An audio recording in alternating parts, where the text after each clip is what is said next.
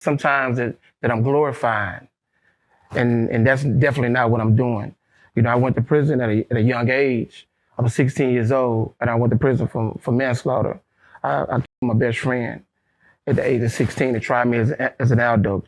I might have been the second juvenile that they tried as an adult in Shreveport, Louisiana. Real life.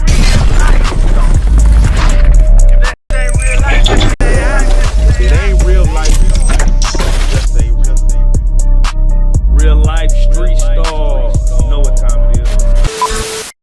Real life street star. Hold on.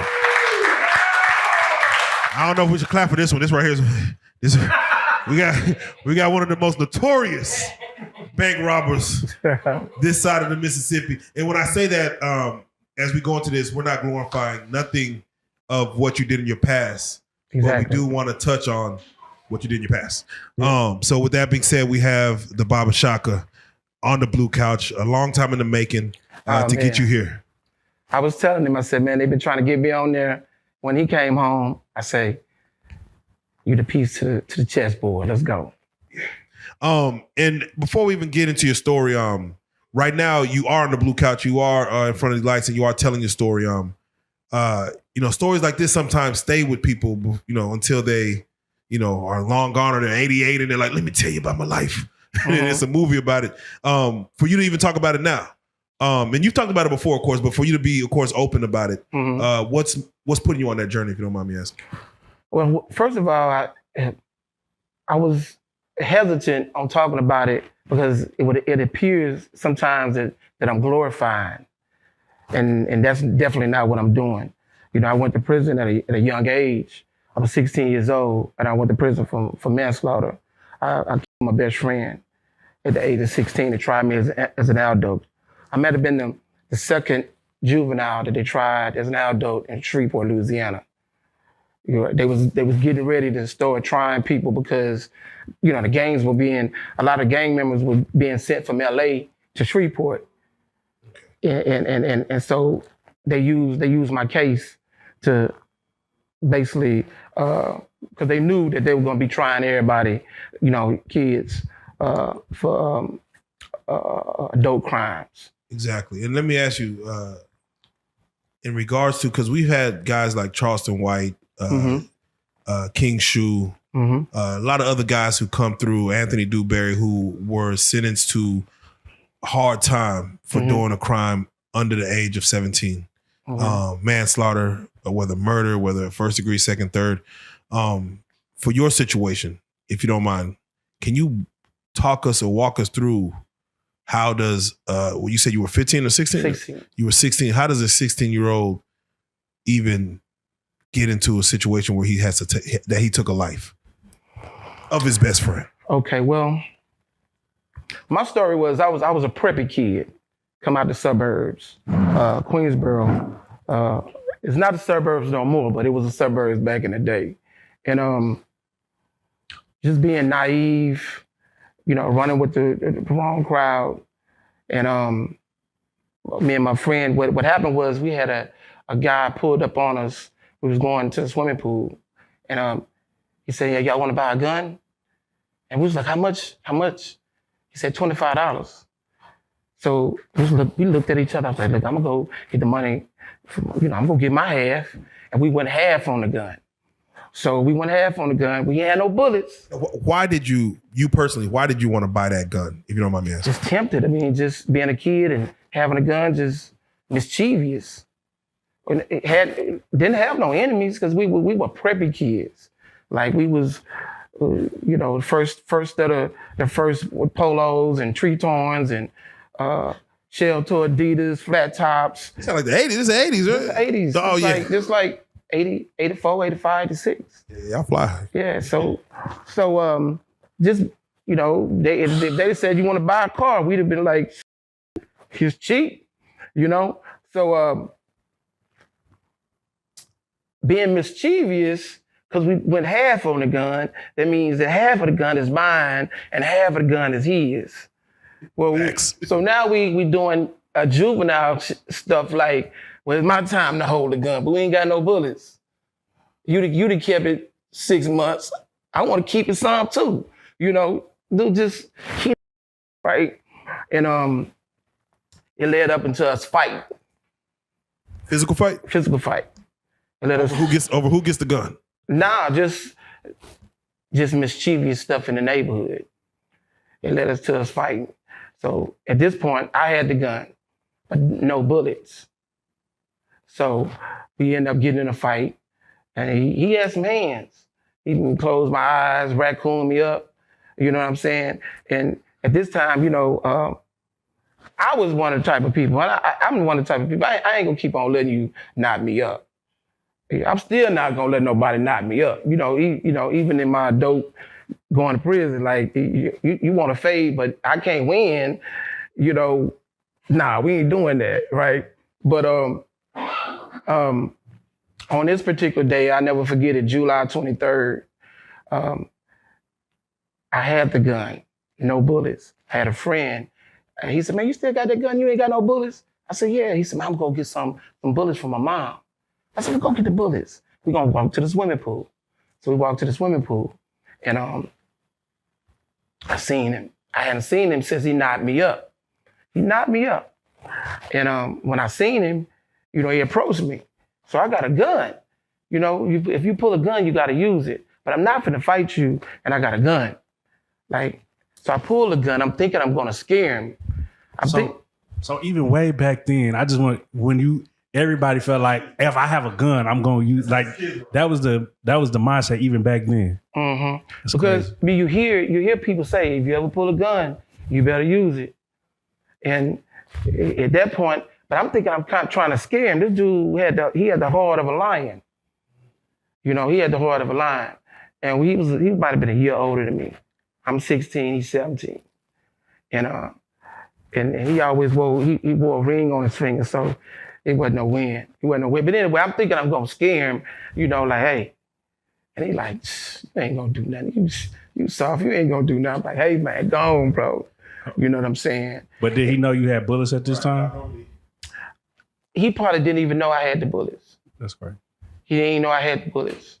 And we stood toe to toe. He got his setup like, let's rock. I'm like, bro, go on, bro. I ain't doing no more fighting.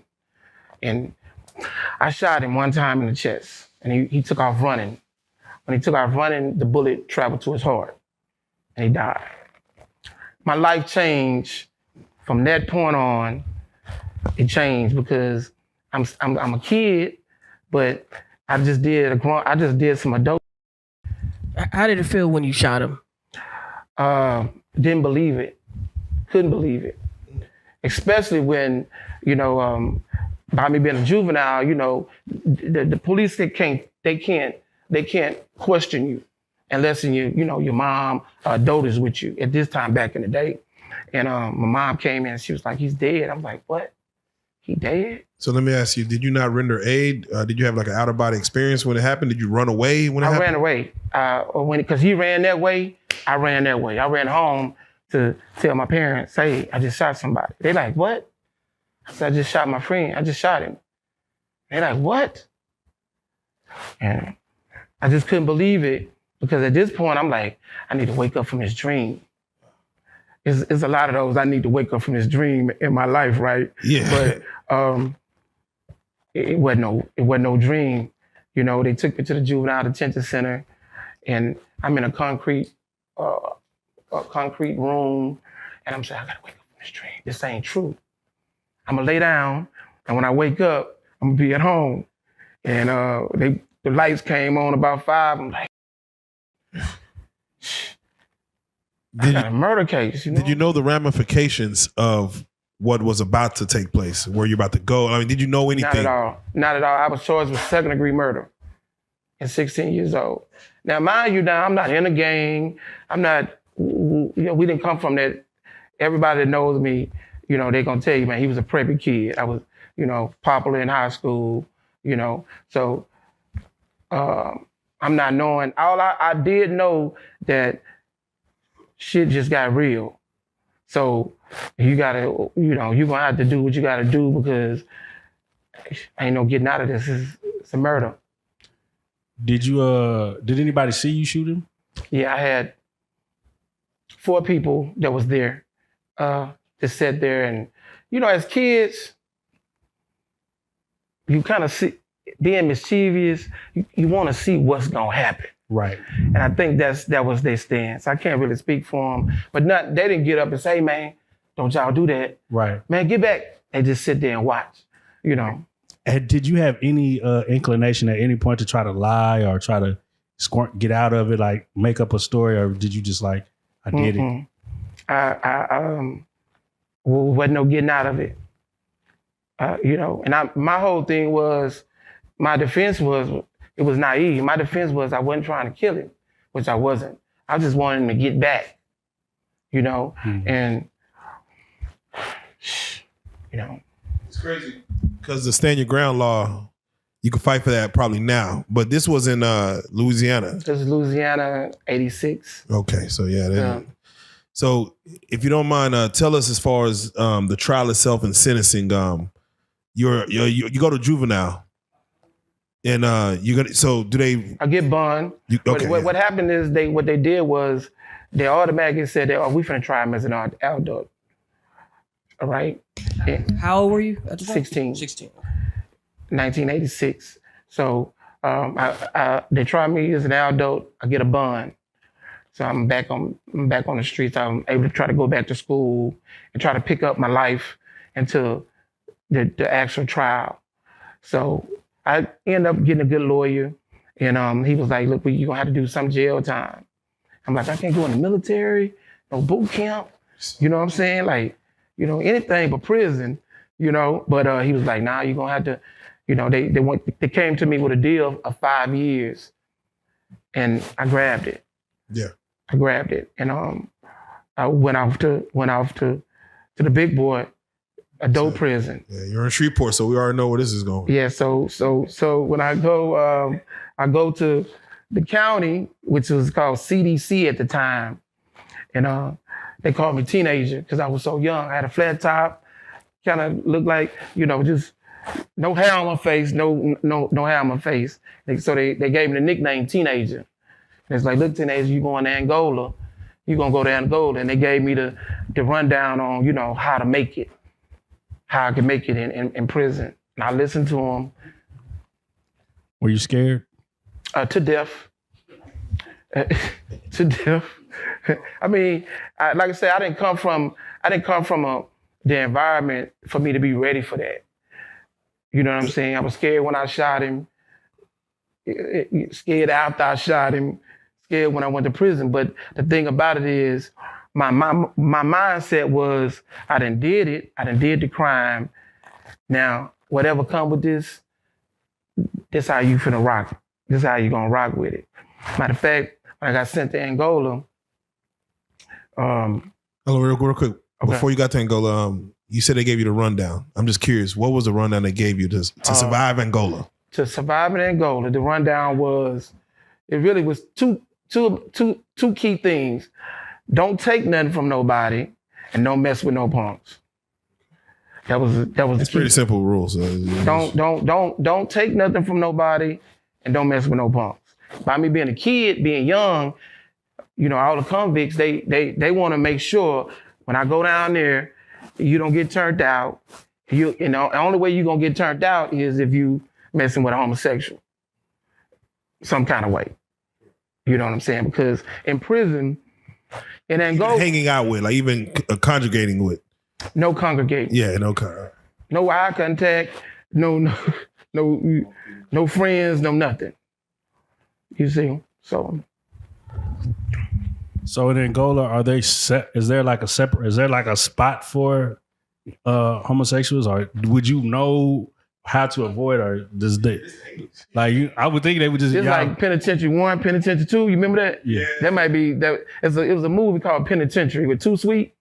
So a punk. When you see a punk, right? At least I thought I knew a punk because they had some muscle bound punks that was lifting weights and shit like that. But for the most part, you knew it when you seen them. All right, so take us through. We always talk about first day out or whatever, but we like to go through your first day in Angola, like you know, because Angola is one of the most notorious prisons in American history. You know, technically like modern day slavery back then, possibly even now. What is your first day in like? You being that young, that green. I remember it like it was yesterday. I went down the walk. You know, you had a long sidewalk. And the prisoners, they come from all different units. They could come up to the walk. You know, if they know you, they all right, blah, blah, blah. They holler at you or whatever. They might be whistling, you know, and I'm nervous. I'm keeping my head up because now I already had dudes school me on everything I needed to do, you know, when I'm there, you know. So first thing I did was get on the phone and call my mama and tell her I ain't never coming home. But because I'm in Angola, when they classified me, they could have sent me to a sweet spot. They sent me to the worst spot, one of the worst spots in the United States. So I said, Mama, I ain't never coming home. That's for her not to worry about you, or just you thought you're not gonna make it? I'm saying to myself, you know, I'm in Angola, so I'm gonna have to kill somebody because I'm a kid. I done heard the stories. I done heard these stories. So if that's gonna come to me, then this is gonna be my life. And she started crying. I hung the phone up. I had to hang the phone up because, you know, when your mom cry, you cry. So I hung the phone up and, you know, went back to my bed, sit on my bed, and to one of the dudes I was in the county with. He's, oh, you finally made it. He come, showed me around the prison. And it wasn't as bad as I thought it was gonna be. Because what I did was, my mother used to tell me, she said, son, don't give up. She said, use the prison like a university. And that's what I did. I used it like college. I went to drama, I studied drama. Hobby craft. I went through every religion they had in the damn place. You know. Why go through every religion? Just because? Well, no, I just was searching for the truth. I was searching for the truth. And when I found a contradiction, you know. I'm out. Yeah. Nah, what? You know what I'm saying? What? Jesus want? What? Let me ask you. What religion is the most contradictory? Christianity. You know, I've said a lot of people saying that, man. Christianity. We'll leave it at that surface level, all right? Yeah, we can go deep. Why? Well, let me I'm not a person that a lot of people used to get off into religion to debate. So I ain't a debater. You know what I'm saying? I'm like, I see something, man, and it just I can't really think of it right now. What I'm sure, I'm sure that you go down that path. Boy. But with that being said, what religion did you land on, or are you like now? I got a story on how I left Christianity. Yeah, just tell us that. You want it? Yeah. All right. Okay. Did you leave running or just? Nah. I got to tell the story because this story it began to define who I am as Baba Shaka. You know, but I was a Christian, so I would go to church, and all my homeboys they thugging. When I go to church, they would be laughing at me. So I'm like, man, these dudes are they hoodlums, they going to hell. I'm doing the right thing. I'm going to church. I got my Bible, and so this dude, he was a muscle-bound dude. You know what I'm saying? He was a preacher, so he talked in tongues, and he was like, I'm gonna lay my hands on you. He did the tongue, right? So I'm like, oh man, I want to learn how to do that, right? So one night, I woke up and I went to take a piss, right? And I'm standing up at the urinal, and there's a guy standing up. He's standing up like he's using the bathroom. It's like 4 o'clock in the morning. I'm in an open bay dormitory. So I'm using the bathroom. I knew it was a dude right there, so I see him. So he walked away. And then the preacher dude, he stands up. Oh. You know, you know what he was doing, right? Oh, shit. On the toilet, sucking the dude. You know, you understand what I'm saying? Yeah, I'm a young dude. I don't want to be y'all got me down here. Yeah, man. You know, now, mind you, He was laying hands on your head and shit, Leon, like that's all talking the in time, tongues my on you. homies, they laughing because like you going down there, and I'm thinking I'm doing the right thing. I called my mama, you know, because me and my mom real close. I called her, mama, why you didn't tell me? Oh no, it just was crazy. So because that was a weakness, you got to realize I'm a kid. I can't be around no weakness.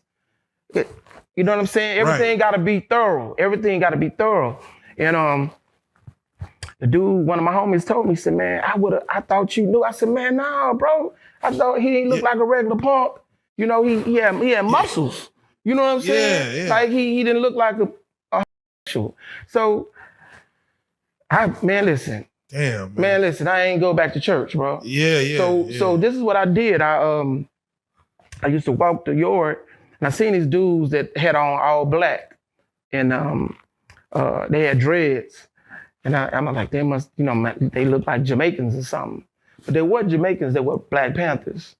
So the dudes used to see me. I was interested in what they had going on. It looked like strength to me. Yeah. You see what I'm saying? And I want to be where there's strength. You know, I want to be a part of something that's strong.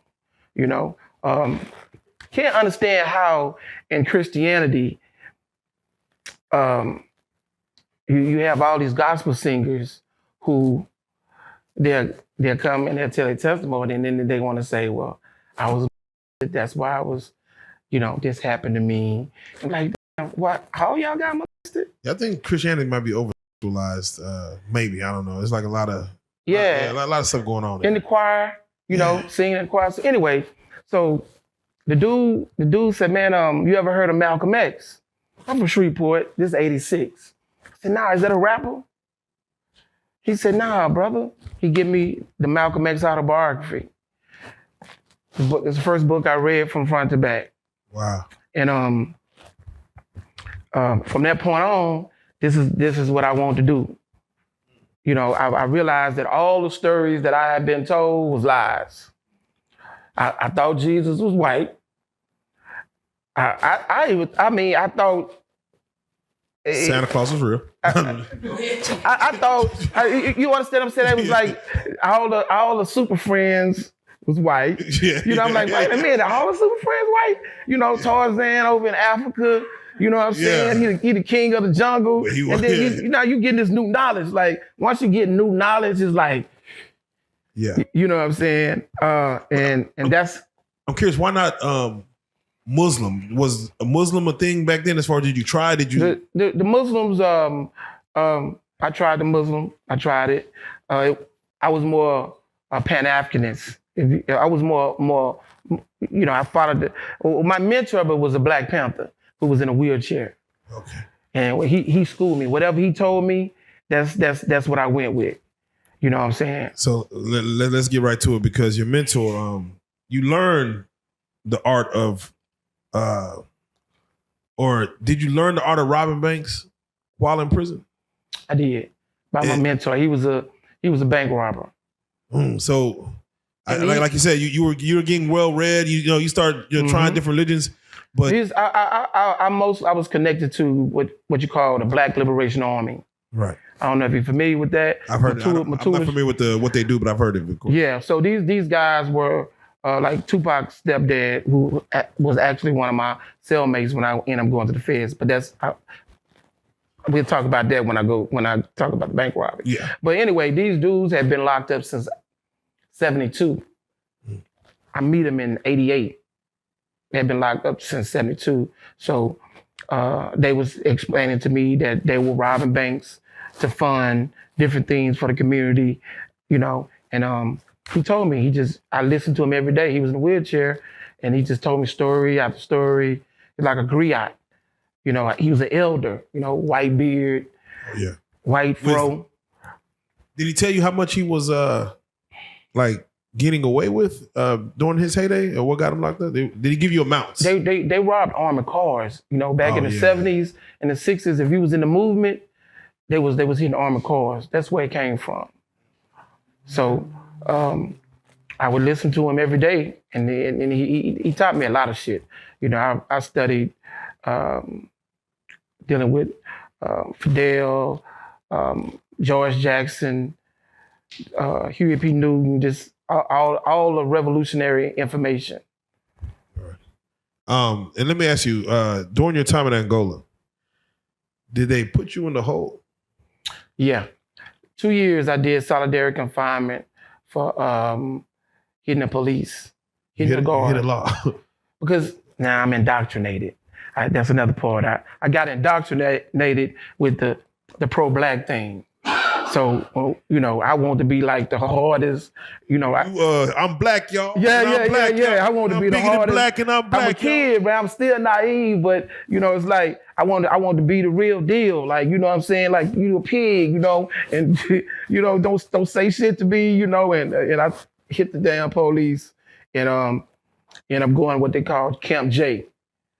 And Camp J is the worst of the worst. That's where they're throwing feces. It's just the worst of the worst. So that's where people are kind of losing their mind over there. That's where the people are losing their mind. That's where you have your bipolar. All of your mental insane is back there. You know, I learned how to play chess. I learned how to type. I'm in a single cell, and I'm listening to people hold conversations with themselves in their cells. You know, and I'm still trying to, but at the same time, I had another dude that was back there, and he telling me like, man, you're gonna have to be strong back here. This ain't for the weak. What was the worst thing you saw during the time back there? Back there, I seen a guy eat some feces. What happened was we get an hour to come out and run.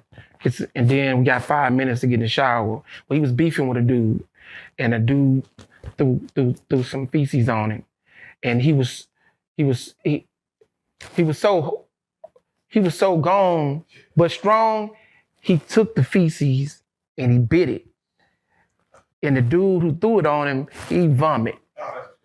Like, it was the craziest shit ever. Because, you know, when he came out of the cell, you know, we knew they was beefing, so we take our mirror and we put it out the bar, and we looking, and everybody was throwing up. But he was like, his name was Outlaw. He was a monster. He was a monster. That's where they kept the monsters. Yeah. Like, you hear people say, oh, somebody ain't come on the big yard. The monsters ain't on the big yard, bro. The monsters is back there in Camp J. That's where they at. If you're on the big yard, that's a privilege. You know what I'm saying? Like, what see murder is that it's a privilege to be out there. You know what I'm saying? So it ain't like, you know, you might have a couple stabbings. They've had a few killings, you know what I'm saying? But the monsters, they're gonna put you in Camp J. So they were trying to break me. I'm a kid. And I did the worst thing that you supposed to do is hit the police. You know what I'm saying? But I'm indoctrinated with, you know, this revolutionary mindset. It's teaching me to do this. You know, it's teaching me to fight the power, basically. And it landed me back there, you know. At any point, did you ever feel like you were losing it? Like reality was a lot of times. Because when you listen to conversations, I'm listening to a guy it's a three-party conversation, if that's a three-party conversation with himself. And sometimes it was entertainment because we ain't had no TVs back there. So you just sit back and just wonder, like, damn, what is it? What his wife? What happened? Well, what his wife do? He having a conversation. Three people, I promise God, and it's entertainment, but at the same time, I kept myself busy. I'm reading the literature. I'm typing. You know, I stayed busy. I kept my mind busy, and then the books that I was reading were about brothers doing this kind of time, like George Jackson. They did this kind of time. So in my mind, I'm saying I'm reliving what George Jackson did, or I'm reliving what Fred Hampton did. I'm reliving what these revolutionaries did. In my mind, I'm like, okay, this is what they said they was doing. Now it's my time to do that. When seeing other individuals completely lose their mind, lose their sanity, and you're struggling with that as well. Do you look to God or any other spiritual entity to kind of bring you back in those moments where you're like, I think I'm swaying? Well, yes, but my God was revolution. Mind you, I got indoctrinated. You know, a lot of the things that I was taught, a lot of the things that some of the belief system that I had, I don't have them today. But at that time, it was revolution. It was you know, I love my people more than I love myself.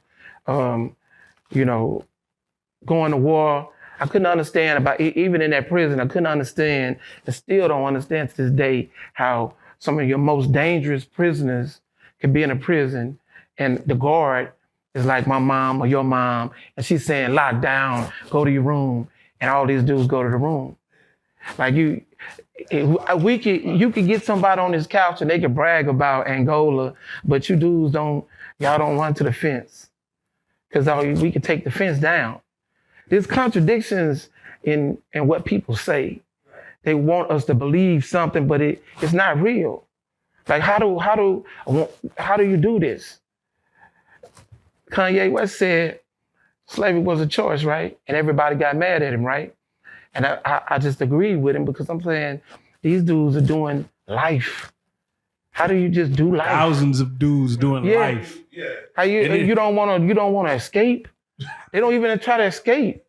Now they're gonna be mad at me for saying this. But but it's 1,000 of us in here and we fighting each other. Yeah, we fight each other. You listen to I listen to my man talk about Ferguson, you know, and I'm like, man, well, when do we just get tired and don't want to do this?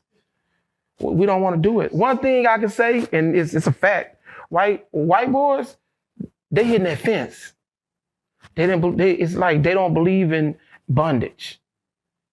It's in their spirit not to be in some slavery. With us, we gonna go out there. You see the pictures of them walking behind the horse. We gonna call them Bossa,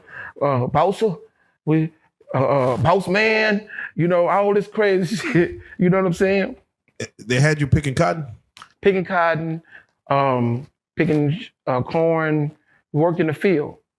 Still to this day, they work in the field. Like in that sense alone, you're saying black people have a mindset of just enslavement. We got a mindset of being the toughest OG, the toughest whatever in society. But when I go to prison, I basically bow down to this. And that was a reality. When I got out of prison, I was like, I never subject myself to this shit. There was another reason why when I started doing what we're gonna talk about later, you know what I'm saying? I'm like, I'm going fed, man. I ain't picking no corn, picking corn. And I'm looking at this dude, it's almost like you wanna say something like, man, how we gotta do is come together. We can stop this shit. We ain't gotta come out here. We ain't gotta be out in the field, you know, it's What do you think? What are your thoughts when you see like a black man like pandering to like the guard, trying to be like a friend, or like he'll down his brother to like get the praise of the boss or the guard or whatever? Well, back then I didn't have no thought about it because the dudes who was doing it was killers. So you know, it's like. You know what I'm saying? Like I ain't got no thought. I ain't just say, you know. And they bugged. We call it bug jumping. Right. You on some coon. You know what I'm saying? But you can't say that because he's a killer. Damn. You know he kill you. I ain't got nothing to think about it. Like okay, I ain't do it. See, that's the problem right there. You have to have some guys that's not afraid to die. Well, that's gonna turn the system. And the only reason the only way that's gonna happen is you get indoctrinated, and you get a belief system. Yeah, you get a belief system, something to stand for. You know what I'm saying? There you go. Yeah. You know we don't. Yeah, people go in there with no religion, no, just like you said, they out here doing whatever, they go in there. But go in there, they go. So the basketball court is full, the law library is empty. Man. That's some real shit. You understand what I'm saying? The education building is practically empty. Man. Everybody is watching rap TV, BET, HBO, playing basketball, playing football, rapping in the studio, but nobody's in the law library to get out of prison. And nobody's basically, you being a revolutionary is a 1%. Mm. Oh yeah, and they're lifting weights. Oh yeah, They lifting weights. Most people who haven't been in prison, I think that's the first thing they think they know to do: get in physical shape to be able to stand prison. So I think that's a mindset. And to something I think you asked me, we program to submit. Just like when the police come, we run. But I'm just the toughest dude in the neighborhood. You know, you got bodies, but when the police come, they run. So you just program when it comes to authority to lay it down. Yeah, to not battle. You see, so when you go to prison, you fighting to get your freedom or us coming together is just not where the mindset is at. Let me ask you, you were speaking something off camera when we were speaking on Boosie. Mm-hmm. And of course, if he had to do PC versus, so Angola don't have a PC. Explain that, because that's one thing that we. And first of all, Angola don't have a PC.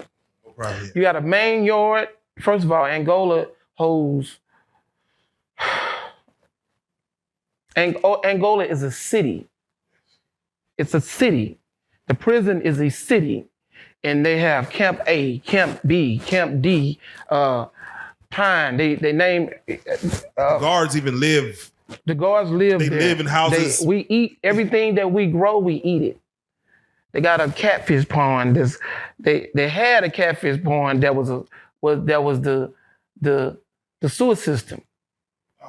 Yeah. The cesspool. We got everything that we ate. We grew it. Beans, vegetables. The meat came from the cows. We ate the beef. So there is no PC. You dig what I'm saying? So when he came, they put him in another unit. They didn't put him on the walk. A lot of people don't go to the walk. They got revolutionaries. They got cold killers. Never get a chance to go to the walk. Go to the big yard, like they would say, the big yard. Correct. So it was this. I think. When you're talking about prison and individuals, if I don't like you, I could basically say whatever, let the masses judge, but definitely not PC. It would have to take somebody. I guess you would believe someone if they actually did time with, or like maybe somebody's bunkmate, cellmate. I guess would you believe that person? But even that person, do you believe totally? Like if someone tell you, yeah, that was my cellie, and this person was that. Like, do you believe what you don't see? Nah, I don't. Because I've heard dudes say, this dude was a homosexual. And then when I get to Angola, dude ain't a homosexual. See, because if you don't like me, it's just easy for you to say, kind of like cloud chasing, kind of. You know what I'm saying? Like, this new school thing, but back in the day, like if I ain't like you, I could put any kind of jacket on you. You know what I'm saying? And just say it, and then when I go, I'm looking for that. I'm saying, man, that dude ain't even like that, bro. This bad low. Ah, man. All right, Baba, let's get to it. You learn of your mentor, and you say he was confined to a wheelchair. He was confined to a wheelchair. He got shot. They did a armored car, and like I said, in '72, and he was shot by a sheriff. He was in a wheelchair. Very famous. He was a truth. Okay. He was one of the most respected dudes on that plantation, which is Angola. Definitely. Because of the work that he put in New Orleans as a Black Panther. His name was Micey. Okay, yeah. Wally Moo is Swahili for teacher.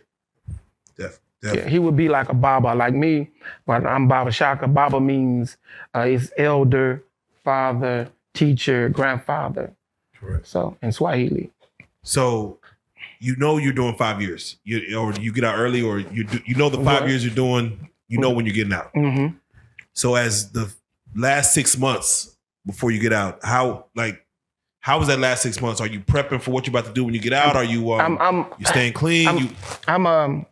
It was no thing of staying clean because I'm a revolutionary and I was his student. And he was trying to get me ready for society because I'm going back out. I've been locked up 5 years, and he trying to basically he was schooling me. He was teaching me. He was doing what an OG is supposed to do. He was teaching me.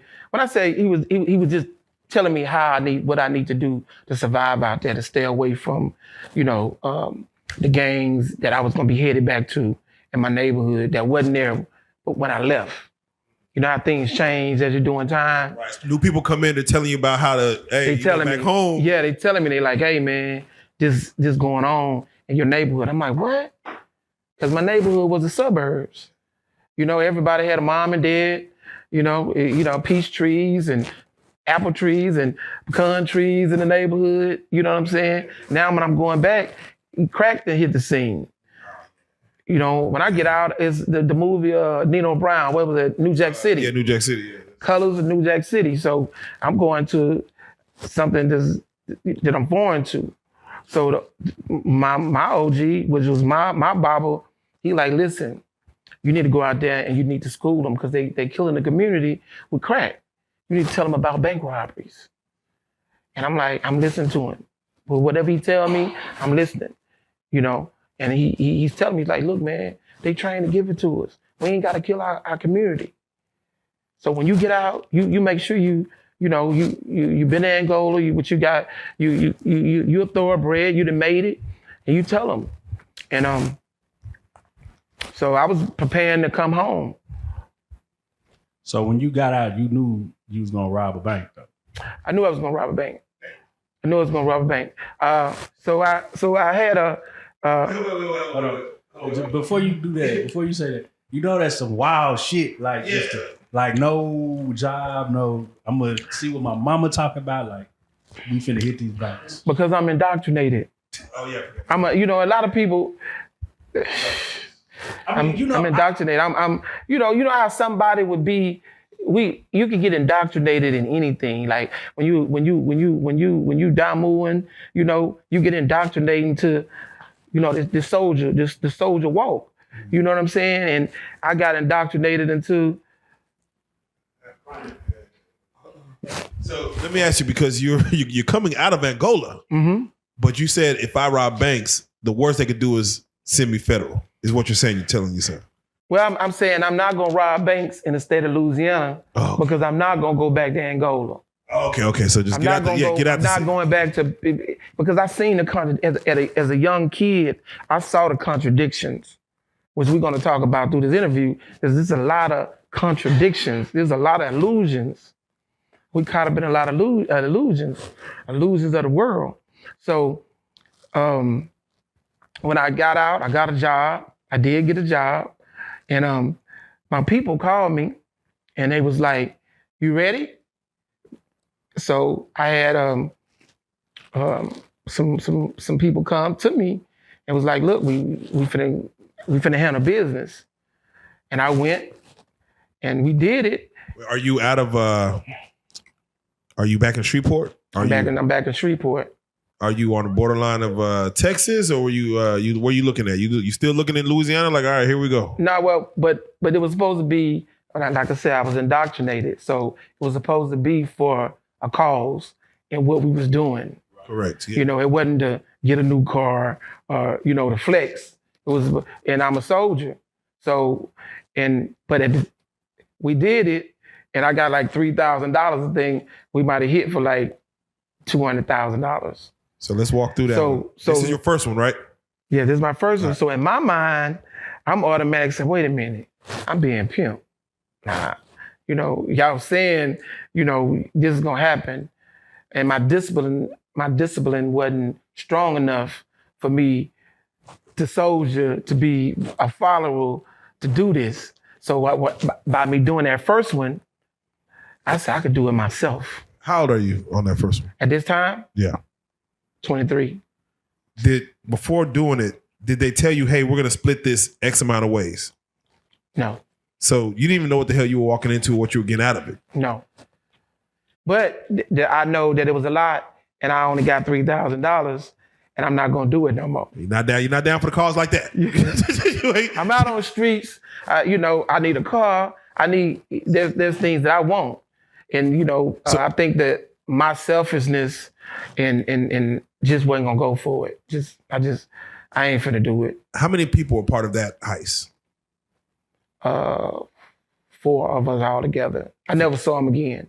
They were revolutionaries. They was the real deal. Right, come in. Yeah, they probably from somewhere in. Yeah, they came in. My people sent them to me. Yeah. And they left me with the mindset of, I can do this shit by myself. So what was the strategy? What was the strategy for that first one? Like, because you kind of know the game. Mm-hmm. You knew what was about to happen. You knew. Were you the mastermind? Were you? No. Yeah, take us through that one. Okay, well, I'm basically a fresh fish. I'm still young. This is my first bank, so I'm just listening. I'm a soldier. I'm listening to whatever they say. Whatever they say I need to do, then that's what I'm going in with the mask. If I'm supposed to watch the door, then I'm just gonna watch the door. I'm gonna stand there and watch the door while they make their moves where they need to go to the vault. It's a takeover. So I'm basically soldiering at this time. And by me standing there watching, I'm like, man, this shit easy. Y'all case it beforehand? Like they cased it. So they already prepped. They cased it. Okay. They cased it. I'm like I said, I'm soldiering. I'm basically, I'm a follower. I'm doing what a soldier do. Was it indeed as easy as you thought it was? It was really easy. Oh, okay. Look at him shaking his head. It was easy. Easier than what I thought. It was definitely easy. It's definitely easy. Do people and just bank robbers in general, do they expect resistance? Did you expect resistance? Did your guys expect resistance? No, because once you go in, you realize that the people in there are just workers. Like they regular people. They want to go home. It ain't a tough guy. It ain't a, you understand what I'm saying? These are women who, you know what I'm saying? So you like, they're trained to give you the money. Once you learn that they're trained to give you the money, you like, they trained to give me the money? Right. You're right. You know what I'm saying? Taught them, this is what's up. Yeah, and actually, I have homeboys, they're dead now. They rest in peace. They was Bloods and Crips. And I used to tell them, hey man, look, instead of doing this, y'all finna get ready to do a kick dough and kidnap somebody. This back in the 90s in Shreveport was a hell of a city, right? So for y'all doing that, instead of doing that, go in the bank. And they would look at me like, man, them white people gonna put you up under the jail. Niggas, you crazy? But this the mind of being programmed. You have everybody selling crack in every neighborhood, but nobody is willing to go get the money where the money is stashed at. It don't make sense to me. If we're dogs, listen, if we dogs, we pits, and we out in the yard, and our master is saying, y'all come get it. And we go run, and that one dog gonna be like, damn, the food up in the house. Try to get up in the house to get the food. Cause we out here, we out here getting this little bit that's in the pan, but the money is there. It's an irrational way of thinking now that I'm 55 years old. But back then, it's like, man, I got the goggles on. I'm thinking, like I'm woke. You know what I'm saying? Like, you niggas keep on doing what y'all doing. I'm gonna go do this. I come back, I got a Jaguar. I come back, I got a drop top BMW. I come back, and they like, man, what the hell? I done told y'all, bro. I told y'all still set tripping and over crumbs and to get more time. They get more, you get more time selling crack before the crack law. You get more time selling crack than robbing a bank. Right. That's why when we go to the feds, it's mostly white dudes in prison for bank robbery. They get 5 years. You think that you're gonna get life? You think that the sentencing guideline was set up for them, right? When you went back in the day in the 60s and the 70s, when they were robbing banks, they go in, get out. So it's a known fact. Now, if you go in there, you shoot somebody, that's a whole different story. You go, but for the most part, you get lesser time. Speaking of going there and shooting somebody, did you have anybody that resisted? Like, nah, like a hero? Like, so that's just in the movies. Well, I used to tell them, listen, if we see somebody with a certain type of truck driver hat, like if we would have seen somebody with a pro bass hat on, a white boy, we ain't going in because he gonna be a hero. He done been to Vietnam, he done been in the military, and you don't deal with them. You see what I'm saying? Because he gonna be able to look at us and tell us, you know, man, damn kid, that ain't no real gun. You know, if you went in there with if the gun wasn't real, so you gotta pick your battles wisely when you scoping it. When you go in, it's like, okay, this the right time to do it. Did you ever go in there and say, "This is not your money"? Yeah, we said it all the time. We said that all the time. We always say. But that's what you want to say. Yeah. But I mean, it's like I want to convince you to give me the money as fast as you can, and that I'm not gonna hurt you. There you go. Right. I just want you to let's make this smooth.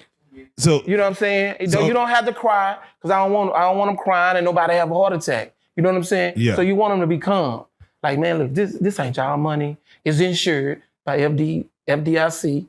Was it FDIC? All right. FDS. It's insured. The money is insured. So let me know, because we're about to go into your personal when you did by yourself. So Are you going in masked up? At that time, yes. Is it bandana? Is it stocking cap? Or mask, ski mask. Ski mask. Okay, yeah, you scary. Ski All mask. right. What is your weapon? It wasn't until later, when I started trying to analyze, a better way to do it. I always trying to think of better ways to do it. So you walk in with the ski mask? Yeah, we would get out the stolen car, run in, come back out, get in the stolen car, and we got another car. We get to another destination, jump out that car, and get and one of the most famous. Yeah.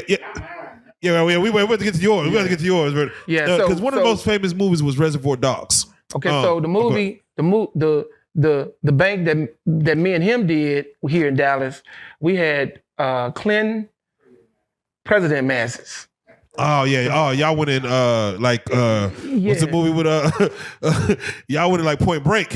Yeah. Okay. That was Vernon. Oh, that was okay. We about to get on that. 94. This was before that movie. So let me ask you: do you have a time frame in which you're gonna get in, get out? Is it like 5 minutes? If it's not done, I'm 2-3 minutes. We out of there. All right. So 2-3 minutes is the time frame. We're doing a takeover. At that point, we was doing takeovers because we trying to, we going in this bank with the idea we ain't gonna rob another bank. That was my was my thought. Everyone is the last one. Everyone is the last one. Okay, yeah. Everyone is the last one. 12 banks later. Everyone is the last one. Everyone is the last one. And that comes from being ignorant, not having the right people to show you how to invest your money. So we young, so we buying cars, we buying Daytons, you know what I'm saying? So wait. Go ahead. I'm just thinking, like, you never was like, but damn, I got all this money, let's jump in the drug game too. Like, that was never a thought that like let's because I was already indoctrinated about not selling crack, not selling drugs. Gotcha, okay. You see what I'm saying? So I'm trying to get everybody else on the same page with me, but they like, nah, niggas, you crazy. So what was your biggest hit?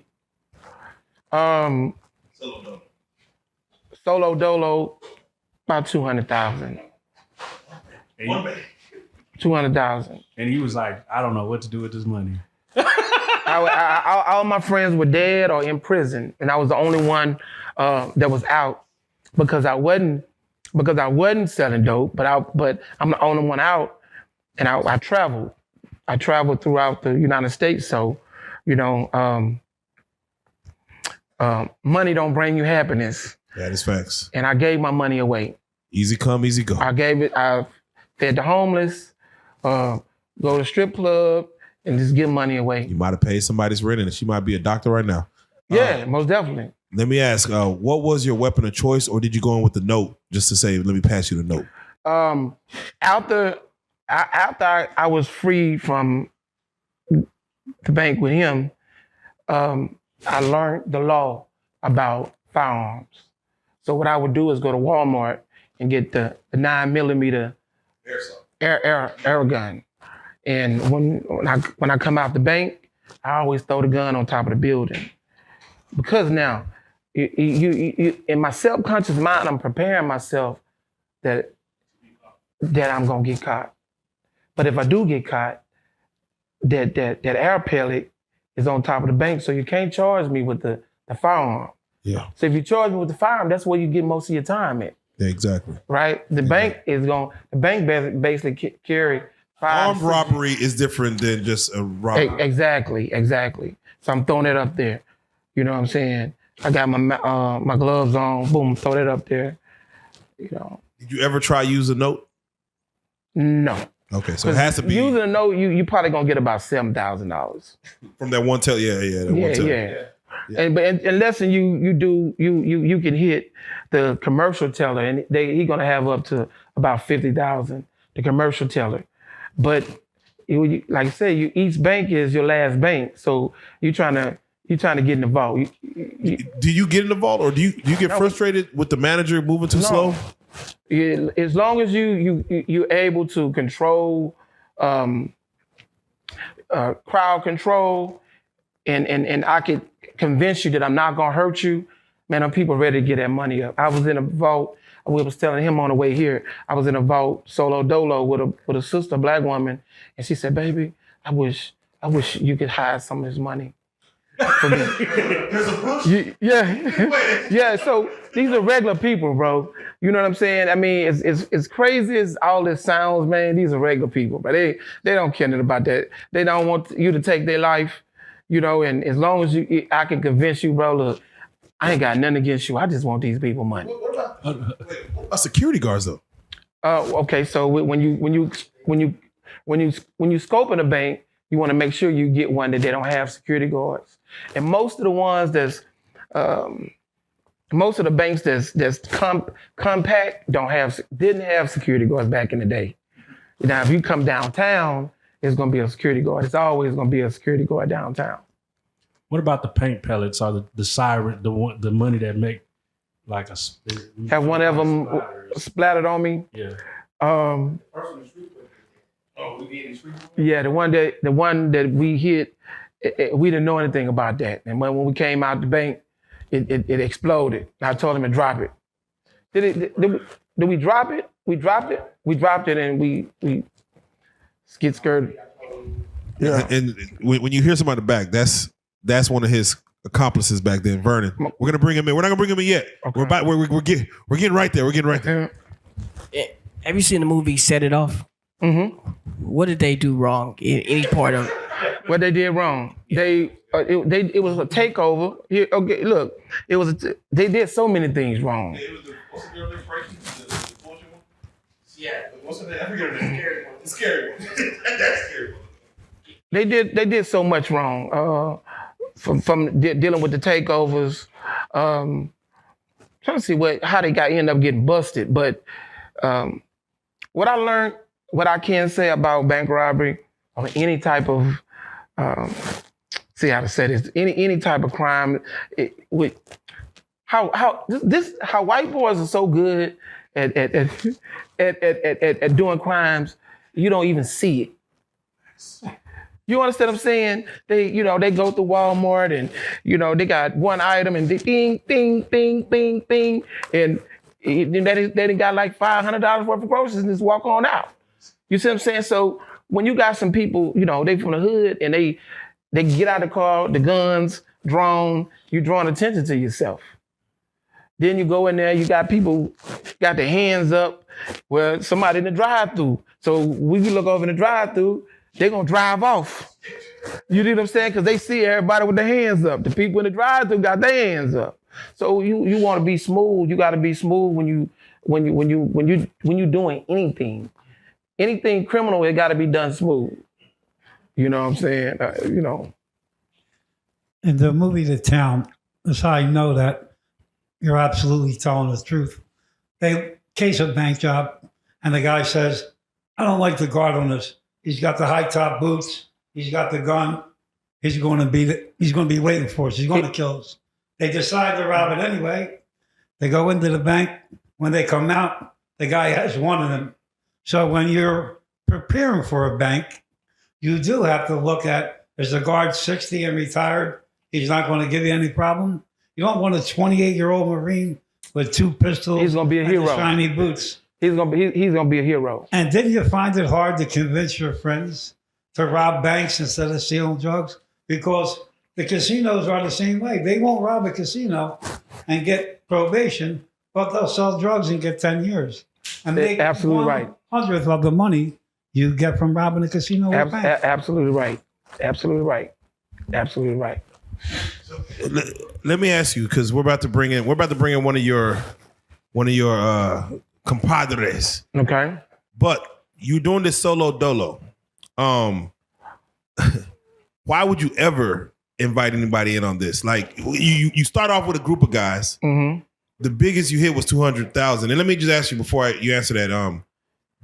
What location were these banks? Where are you at? Are you in Louisiana, Texas? Where you going?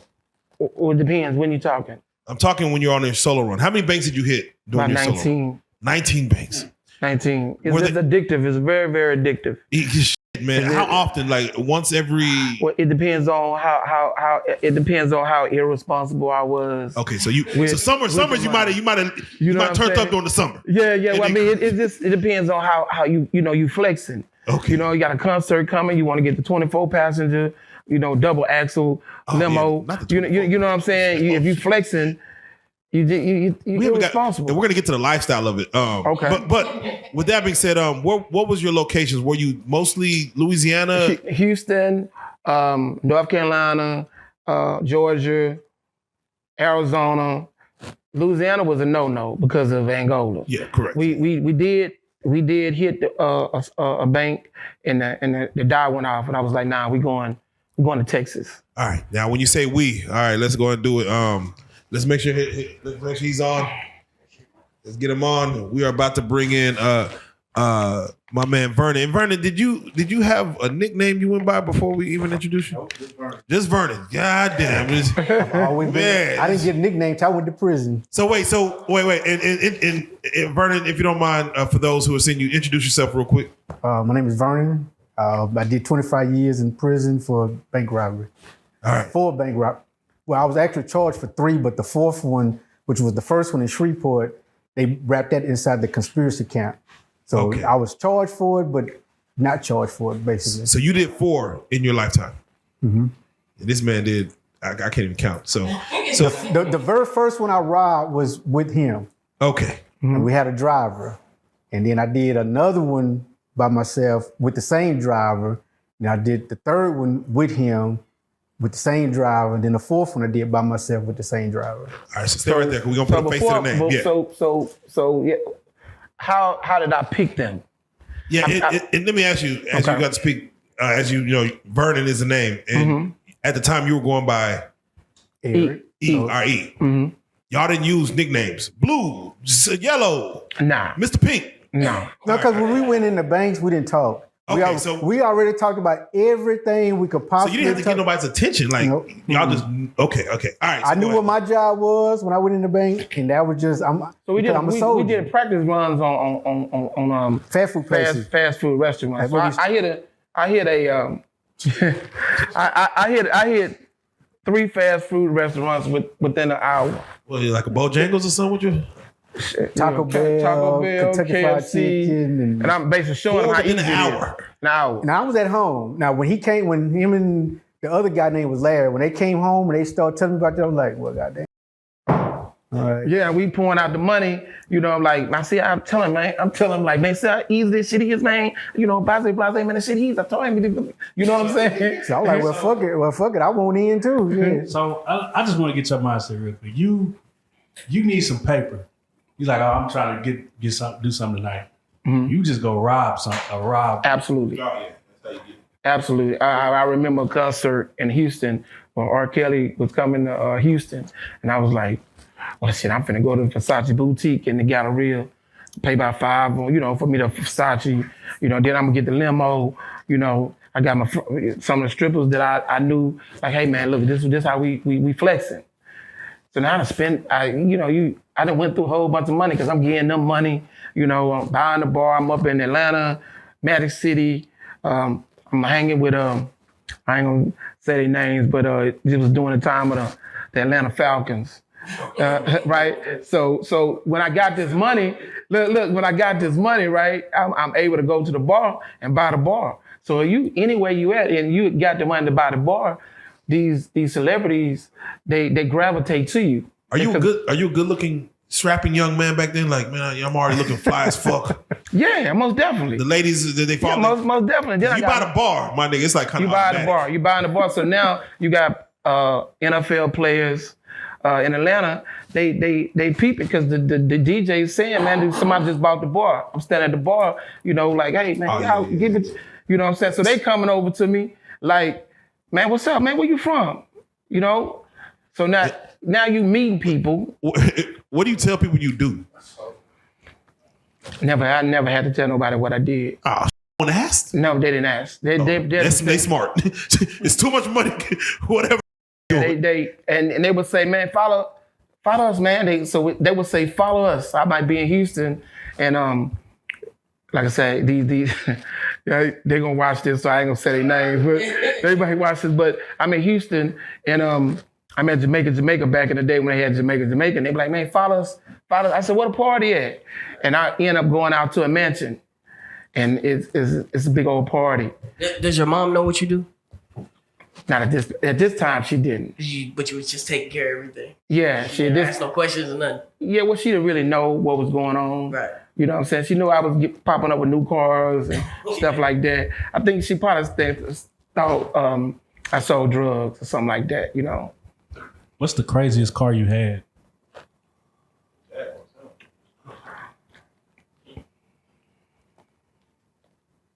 That many, huh? I had a. Do you remember when I had a '68 Newport? I had the car that Malcolm X had doing the movie. I had that. I had a white one. You remember that? Was it pristine? Was it pristine? Was it like? It was tight. Ooh. Yeah, it was tight. Ooh. So let me ask. All right, so you're doing this by yourself. Mm-hmm. Why He knew Larry. Yeah, why not keep doing it? But why involve anyone in this? Because now, see, to do a takeover to get in the vote, at that point, that's in the beginning stages of my development in robbing banks. So I need some help. Now, mind you, all my homies that was banging, they already told me, they laughed at me and told me that, nigga, is you crazy? But you're telling them though what you do though. Yeah, I'm telling them, I'm not telling them that I'm robbed. Yeah, I'm like rat or something. Yeah, so but they was like, man, them white folks gonna put you up under jail. Now they back to the conversation. Hey man, we're gonna knock on the door when his girl come. You just grab a girl, you hold up, put the gun out here. He gonna open the safe up. I'm like, dog, why y'all doing all that, man? We can just go to the bank. They ain't even got no security guard.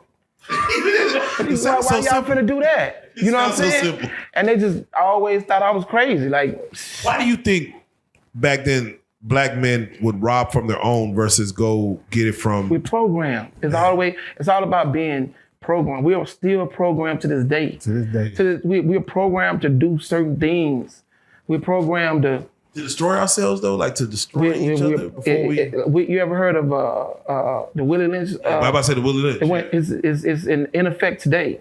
I heard Charles and White talking about it. He was on point. Yeah. He's always on point, but he was on point. So you're trying to recruit people, and they're just not with it. They ain't with it. So they thorough. They were thoroughbreds, but they just programmed to lead on white folks shit alone. That's just the way it is, bro. It's just it is all over. This is all over. It's all over. When he brought it to Larry, Larry was thirsty. He was greedy. So that's why Larry took to it. He come from because he's gonna see this too. But he come from a greedy family. They was shoplifters. Mama was a shoplifter. Kleptomaniac type. Yeah. So it was easy to sell to him. But the smart thing about him was he stayed a driver. See, Did he want to stay a driver or you made him stay a driver? No, he chose to be the driver and he said, I got somebody else. I said, man, you know that going? And I seen him, I was like, man, that, you know, he was in the military, he went to Grambling. I go to He didn't go school. to college. And I'm like, then I thought about it. I was like, well, you know what? But I wasn't from the streets either. You can kind of control them a little bit. You know, I'm thinking you can kind of control them a little bit, you know. So let me ask you, did you feel like you needed a driver? Yeah, because mind you, I'm trying to hit the vote. I'm trying to get in the vote. Yeah. So I need, it's gonna be 2 people gonna go in. I need you to be able to watch everybody while I'll be able to hit the desks and go in the back. And then when we get out, you know, we have a driver. Now, you know, to answer your question, we really didn't need a driver. However, I went to the other guy. So he already part of the lick. But he's scary and he got his minion. Yeah. He got him to be able to say, I got a man for you. I'm gonna do the driving. But all the while, You gotta split it though. Like, we wasn't tripping were on. you greedy? Let me ask you. We wasn't tripping on. We was never tripping on splitting money, right? Okay, all right. So you weren't moving off of greed. Yeah, we wasn't. But then we used to do dumb shit like bet. You remember those bets? We had like a. Oh, y'all bought the paper up and throw the trash for Well, listen, one time we made a bet. Do you remember time who could piss the furthest? Yeah. We made who could piss the we, you remember that? furthest? Yeah, we Who did. could drink the fastest? Yeah, we might have. Y'all throwing money away. 10,000. Who win a domino y'all paid game? the full Just shoot dice. So y'all playing with the bank money? Like this, I mean, look, it's crazy because drug money, and I'm not saying it's easier to get, but when you got bank, I'm thinking like we watch movies. You rob a bank, dude. You can't spend this money for 6 months. Nah, y'all, you gotta act regular. We left Dallas. We left Dallas. We left Dallas. Went to the mall. You go shopping. You don't go put it in the bank. No, you don't. No, so No, we ain't put it in the bank. You go So do wait. other things with it. Yeah. we just had Go buy liquor. we just had a Freeway Rick Ross up here 2 days ago. I know Rick. And Rick Ross said he chose to stay low key getting that much money. Mm-hmm. But as bank robbers, y'all like, let's go with cash on you. Let's go spend it. Get rid of it. And the reason you in the hood, you buying liquor, you buying weed, you buying clothes. He Versace down. He R. Kelly concert. But once we robbed the bank, he went his way, we went our way. because they was a different, you know, they were school boys. I'm already on some different shit, you know, and they was We good might have dudes. hung out But you- here and there, but Like you buying bars, living lavish. Isn't that a red flag to like the laws may look my way? Nah, because I'm in the spots where I'm in the spots where Deion Sanders at. I'm in the spot where Andre Rise and Left Eye. You know what I'm saying? Where the money is. Yeah, The I'm money's already right there in getting- Atlanta. I'm in Atlanta back in the day. You know, Freaknik, Jack the Rapper, I like how you convention. said Left Eye and Andre Rison. So you was around when the house got Yeah. I moved from we hit a lick. we hit a lick here in Dallas, and we was on 20, and I was in the back seat, and I had the big old bag. You remember that? We was in the Acura. We was in the Acura Legend, and I had the big trash bag just full of money. It was about this big. Ooh. And 150. No, it was 84,000. yeah. 84,000. So He said that what they count. The Fed said it was. Yeah, what denomination of bills are y'all? 20s, Everything. 50s, Okay. ones. Because we getting the vote. I'm cleaning them out. Man, the bank got more than 84,000 in there. No, on this particular bank. That was 84. Oh, that's all. Yeah, this was a bank. I mean, I've hit one for about 34,000, but it was a little small credit union. Oh, yeah, it's 94. The money, yeah, I'm thinking money. Yeah, that's a lot of money. That's a lot of money for a day. That's a lot of money. Is a lot That's a lot of money in a day. But that's why we keep on doing it, though. Yeah. Think about it. Think about it. This is why we keep on. We At kept 20 doing years it. old, I wasn't thinking about no house. I wasn't thinking about. Yeah, but we leaving Dallas, and I'm in the back seat, and I'm saying, man, I'm telling them, stay with the speed limit, bro.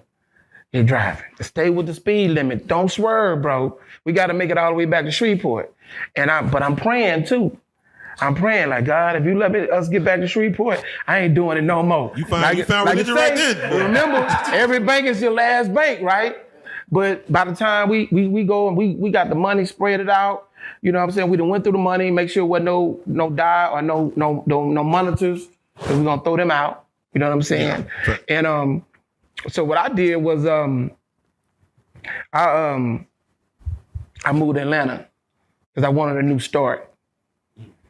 You know, and then start. Yeah, but then when I get there, you know, I go out there with 40 grand. I leave them. Right.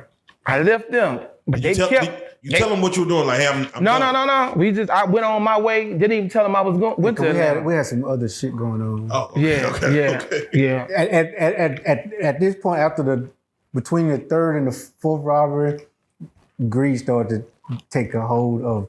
We had other people watching. They had people watching them. Yeah, that was thugging, and they like, man, hold on, where are these with all this money? Yeah, we had other shit going on. Yeah. So. Why they coming up? How they coming up with this money? You felt that? You saw that with what's going on there? So you chose to like, let me lead this. Yeah, well, the other people started influencing. Yeah, some of it was directed towards him. Yeah, they want to try to rob, the other dudes want to try to rob me through the driver. Through us. You see what I'm saying? Like, man, that nigga they ain't gonna rob them, they gonna rob me.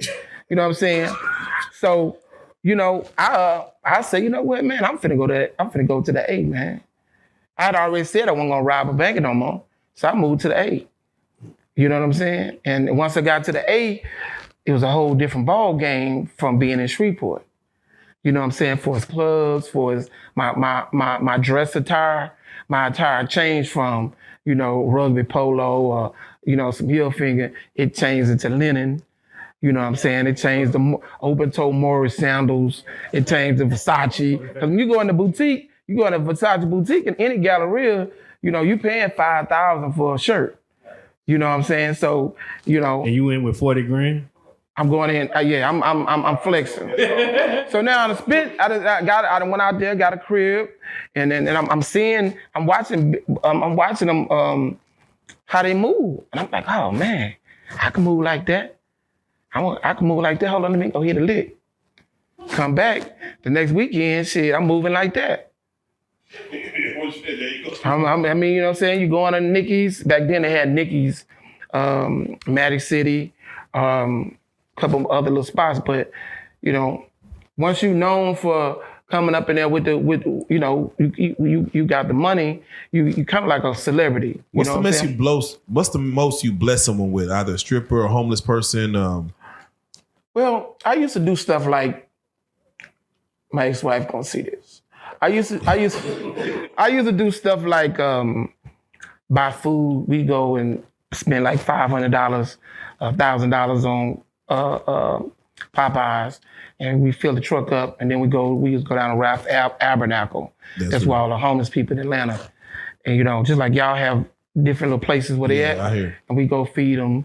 You know, I used to like to see. You never blessed one single person? Like I used to like to see, I told him on the way here, I used to like to, you know how the man had the board saying, you know, we'll work for food or the man on the corner. You know, I like to see they face when I give them $500. Oh, you know what I'm saying? Shit like that. I always did that, man, because I believed in karma. I believed in God and I believed in karma, but I wanted to soften, you know, my situation. The weight of it. Because mind you, I was being blessed. I hate to say this, and it's gonna sound crazy. You know what I'm gonna say? Talk that shit.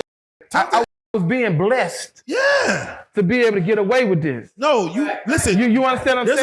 There's a story of Robin Hood. You rob from the rich, you give to the poor. Yeah. So because I knew, you know, I was doing something wrong, but I'm like, man, I'm being blessed. I gotta. You know, and I go to the strip club, and I wasn't going to the strip club, you know, tricking. I didn't look at it as tricking. Blessing, yeah. I would say, they say, man, you need some girls? I was like, nah. How much you gonna make tonight? They were like, probably $2,500. I was like, I'm gonna give you $2,500. Just sit down and talk to me. Boom. Man, the blessing. Just, you ain't gotta dance. I don't want, I got Versace pants on. They silk or satin. I don't want you to mess my pants Don't even up. sit on me. Oh, Damn, you know. but like I say, I'm crying inside though, because I'm not happy. Searching. Now, I want to ask you, because I heard you say that earlier, like you have all this money, but you're not happy. Is it because of the type of money you have? Because It's just that it was like this, bro. I had no real friends. Right. Nobody to trust. I had left them, so I'm solo dolo, and everybody that I met, they dealt with me because I had money. It's evident, because if you're an NFL player, you only dealing with me because I just bought the bar. You telling me about the next party, we're going to your house, I'm going to swinger parties, I'm doing all this, but I'm only invited because I got money. So nobody that you meet is gonna be genuine.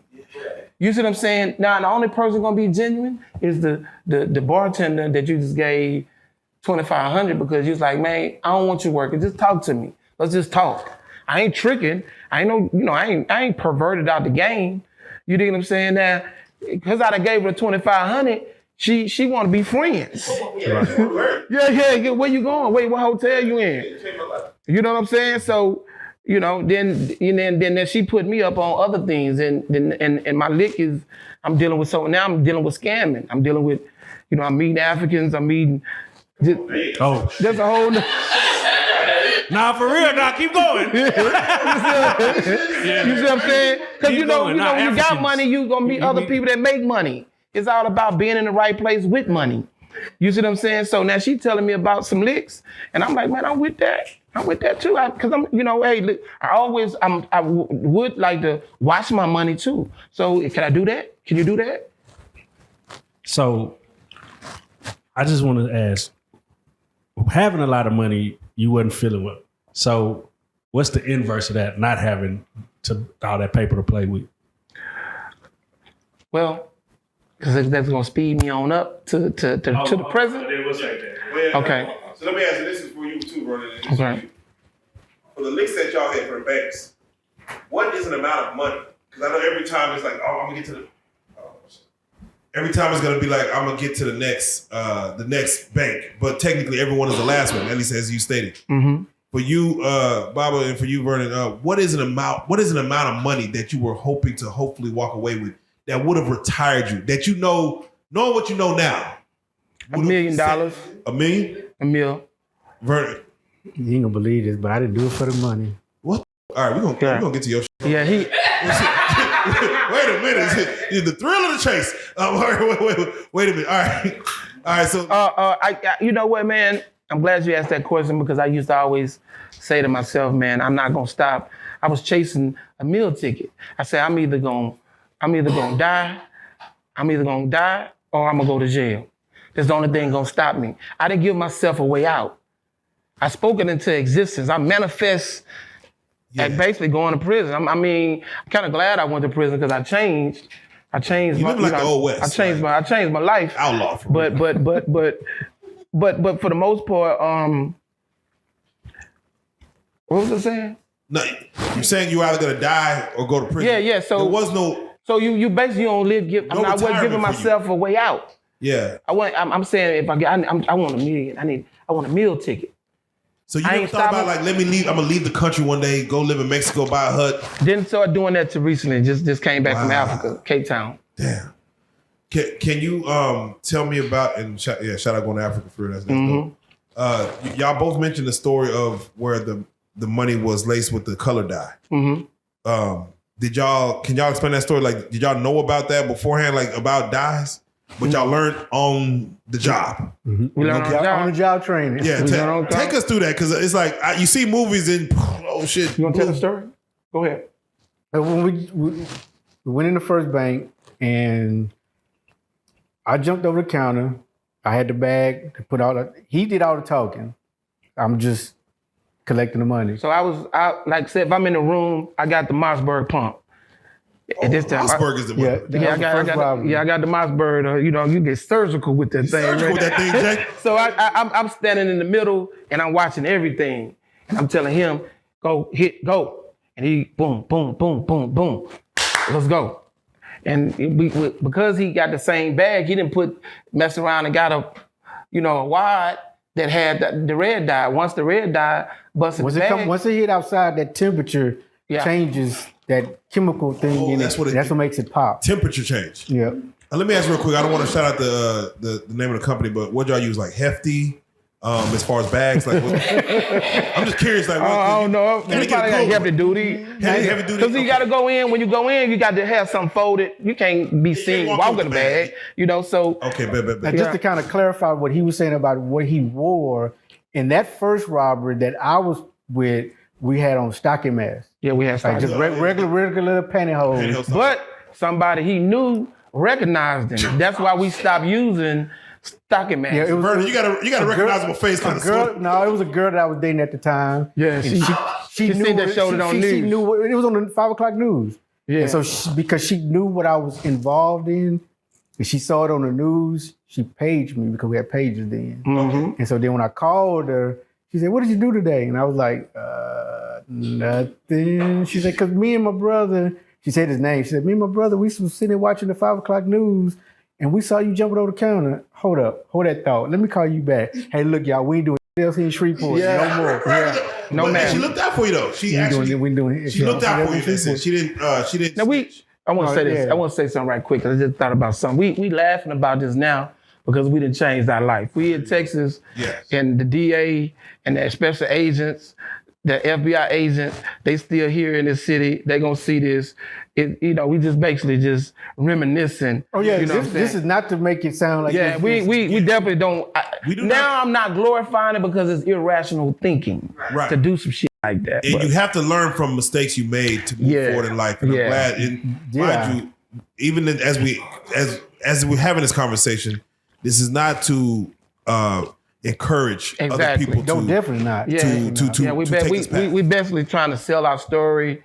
We trying to sell our story to do. So, but I just had to say that because we are in, and they will get this. They will get this and be like, damn, this thing got a Range Rover. Them niggas back together. They plot. You see what I'm saying? We smiling, and they don't like that. They don't like that. It's like, man, the man did 25 years. I did, decks of time, bro. Yeah. But hold on. He'll be honest with you. Behind these smiles, that is still a small fear factor because we talk about this all the time. Yeah. Because of things that I was associated with my other friend, my other guy, that I feel like he would associate me with that. I still have a fear that because I knew that he had killed his friend, that I still have that fear like, oh my God, he's still gonna do something to me. Yeah. It's possible. So it was hard for us to get here, right? Remember, you've been trying to get me for about almost a year. So, but when we linked up, he was like, "Man, you ain't gonna take me to Texas and kill me, are you?" I'm like, "Come on, man." Nah, man. I said, "Bro, nah." But I'm basically telling him like, "Man, I share my location with 2-3 people, man. Make sure they know. Hey, I'm going to Dallas. Y'all make sure y'all keep track of me just in case Aaron decides to do something." But I feel like I told him I feel like I owe him. With his testimony, I feel I owe you, bro, and I'm gonna get our story told. You see what I'm saying? Was Dallas one of y'all's spots that y'all hit? Yeah, it was because it's big. It was actually the credit union that I robbed was in Mesquite twice. It was the same credit union. Yeah, he robbed. It was in Mesquite. You robbed the same one twice. Yeah, so did. We had, so you're not supposed to go back to the scene of the crime. It was that easy? It's a story. We'll get to it. It's a story. Remember, all this was encompassed in like a 9-month span. Okay, thank you. So before, how long did, now, my involvement, I don't know about his before or after me, but mine, once he came in, or a little bit before him and a little bit after him, was all a 9-month span from Vernon, in that 9-month span of a year, how much money did you see? Just real quick. Between the banks and the fast food places? About 200,000. Yeah, about that. About how much? 200,000. 200. Okay. Because in the banks alone, the feds calculated 154,000. Yeah, that's not enough. Nah. But remember, But it 94. is though, bro. And That's hold on. Nah. Even doctors got paid that back then. Hold on. Time That's out. not enough. In 94, at 20 years old, At 20, yes, but doctors got paid that. at 20 years old, you don't. That's a lot of money. Yeah. Because you got to mind you. Arnold Schwarzenegger got paid more. At 20, where you worked at? I was working at like a Mexican Foot Locker. Didn't you work at Foot Locker? restaurant. I was working at a Mexican restaurant. I actually worked two Mexican. I worked at Taco Bell and another Mexican restaurant. So now you got dudes selling drugs. They selling drugs to get an Agro Legend, get it painted, get the wet paint on it, and get some Dayton's. Because back then we rode Dayton's in Shreveport. We used to ride Dayton's. So Vogue, you know, Vogue. so you know he looking at minimum wage to. The Rex. We split it up. He got 40, I got 40, and the driver got 40. Okay, if I had a $200K in the bag right now, you say what we need to do to get that bag. Let me see why I say it, because I just seen a documentary, right? I'm watching like Vince McMahon, WWE, and they're talking about like the Ultimate Warrior and Hulk Hogan, their contracts. Mm-hmm. And it was like $80,000 for a year. This is back in the same time, $90,000 for a year. So I'm like, it's a lot of money for a Taco Bell worker. But it's still not enough. You mean to risk my life? You're right. You're exactly right. To risk my life, it really wasn't. Yeah. How much money do you need to risk your life, though? When I went, It's nothing. It's not enough. When I went to prison, my mom used to come visit me, and she say, "It was worth it?" The first 5 years, I was like, hell yeah, because I was able to move. I was the opposite. I was like, hell no. I was like, because I'm moving with celebrities, I'm moving, doing my thing. But then after 10 years being in the maximum security with the misery and the bloody Beaumont and the deaths, I was like, man, hell no. This was not worth it at all, bro. Do you think that you could still get away with robbing a bank to this day? No. It's not even. It's technology. It's not. You could, but if I tell you, then I'll be glorifying and somebody gonna see it. Like you can do it. It's just like I wouldn't do it. Right. Wait. Do you feel like, and I'm not trying to glorify, do you feel like the amount of time has either shortened or heightened with the 2 to 3 minutes that you gave yourself? What you mean? Like, do you feel like if you went into a physical bank to rob it needs to get down to 1 minute? Or do you feel like maybe right now, like really 5 minutes could... 2-3 minutes. But the thing about bank robbery is the getaway. That's the key thing. Reservoir Dogs, once again. So now you look at the way technology is, everybody got cameras on the outside of a business. So, and then they're able to, the technology, what they do is they run these cameras back like a movie. You remember the movie Ricochet? Oh, yeah. They can run these cameras back to you right here at this light. You hit the toll, you hit the Dallas toll, you got off on Frankfurt. You understand what I'm saying? Like, and they can follow track you your all license the way. plate now. Like, if you have a license plate, yeah. They can follow you all the way home because they running. Okay, he got on the Dallas toll. Okay, hit the other one. It's gonna show where you exit at. Right. It's but now if you're on a motorcycle in a helmet, you can make it happen. Yeah. Grab that jetpack and you can. Can I sign a disclaimer for this? Yeah, right. Again, we do not glorify. Definitely not glorify. My thoughts and opinions is totally different from his thoughts and opinions. Please let that be known. See, because let me tell you something about him, right? He said this on the way here. He said, man, that shit used to get a thrill out of that shit. And I was like, yeah. He didn't get a thrill out of it because he didn't do. Because again, my story and why I did what I did was way different than his reasons why he did what he did. We're gonna get to that, but yeah. With that being said, Vernon, what was your weapon of choice if you had a weapon by chance? It was a gun. 22, 45, Colt revolver. In the first one, I didn't carry because he had the gun. In the first one, I didn't carry because he had it. And the second, I just needed him to move. I'm on control the crowd. That's my job. He hopping over the. Now in the first one I did by myself, which was technically the second bank, I used a Ruger. I think it was 89. I think it was. Okay, that's business. And then in the third one, which was the second one with him, we used that was the Tech 9. And then in the fourth one, which was the second one by myself, I used a Taurus 380. Oh man, okay. I don't know what the hell that is, but I'm sorry. I'm not a gun enthusiast. I'm sorry. Again, I'm not either. I didn't grow up in the streets. I don't know jack about guns. I just remember because I remember it. So where you getting your guns from? Because they would go to the store and buy them. okay, you can buy whatever the hell's on sale. They would go to the store. They were so green. He was 21. Yeah. So he could legally do it. Yeah, they go to So he go to a gun show. an academy, a Yeah, sport. Yeah. It's a lot of So yeah, a lot of sponsors. A lot of sponsors. So can I ask y'all both, as y'all both are sitting here, in the height of this, because you said you did 4, and of course you already, yeah. What for the adrenaline rush of it? Was it before you walked in, or after you walked out, or as you got away, like a week later, like we got away with another one? Where did it? Going in, getting ready to go in. I used to listen to Against All Odds, Pac.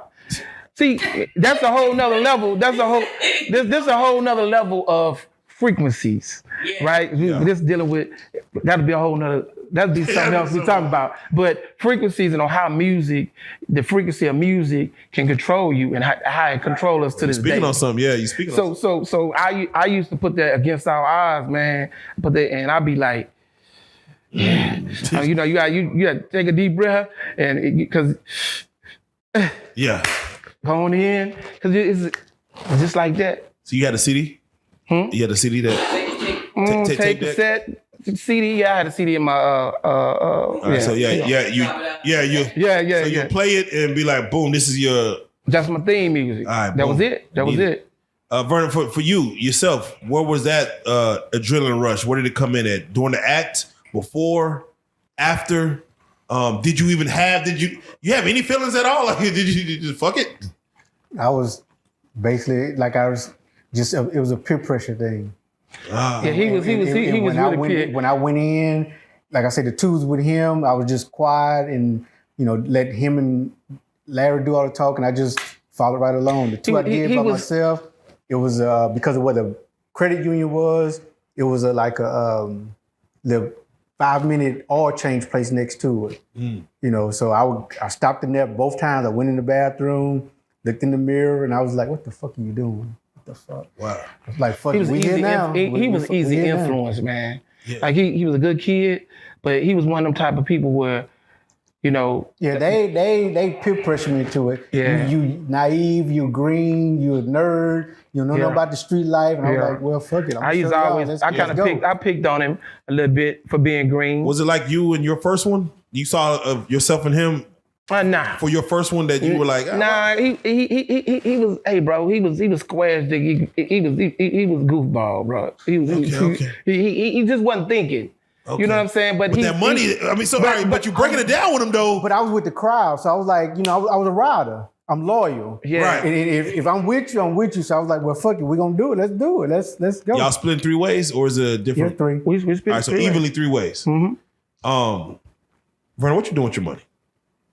What, then? Yeah, back then. He was so goofy. If you don't mind me saying it, he was so goofy about his money because he kept on making crazy bets. By the time we do a lick, he already owed me like $40,000. You laughing, but that's what really happened. You in the red going into the bank. He was in the red. He was in the red. So you owe that bank robbery. We shoot dice. He didn't wreck my damn car. So you making wild bets. Yeah. That you don't have the money for yet. We already know we're going to hit the lick. God. Why don't you go to Vegas? He's 20, though. You making wild bets. Go play some he blackjack. He wasn't thinking. In each bet, it was like a for sure lick. So you knew you was getting him on the bets. And the other guy too. He got. Now that I think about it, man, he got the rough end of the stick through the whole situation, bro. So right when y'all break it up, y'all like, all right. So this mine, you pull yours back about when what we count it. We count it all up. I'm like, now you owe me $20,000. Let me get that. And another guy, I owe him. So you wrecked my car. Remember you wrecked my Spitfire convertible. He didn't wrecked it, and I said, when next lick you gonna pay me on my car. You know what I'm saying? It just was crazy. So We young, dog. I'm trying. We young kids, man. Vernon, with any profit, what did you spend your money on? If any I profit? still bought like some clothes and Some polos. yeah, Polos. He had a car full of he drinking, They weed, different. girls, Yeah, but say, what were your vices? What were your vices? girls, Okay, yeah. girls, Yeah. girls. Bad. I give a girl $100 just to come spend the night with me. Just See, you're talking when you say that in 2024. It sounds different. Well, back then, I feel you. I hear yeah. Remember, I had a pay. I didn't know what a cell phone was in '94. Were you staying by yourself? Or were you living? I lived with the co-defendant. Okay, all right. So y'all roommate. Okay, bad. Okay. All right. Well, with that being said, we're gonna go into the second part because you actually get busted.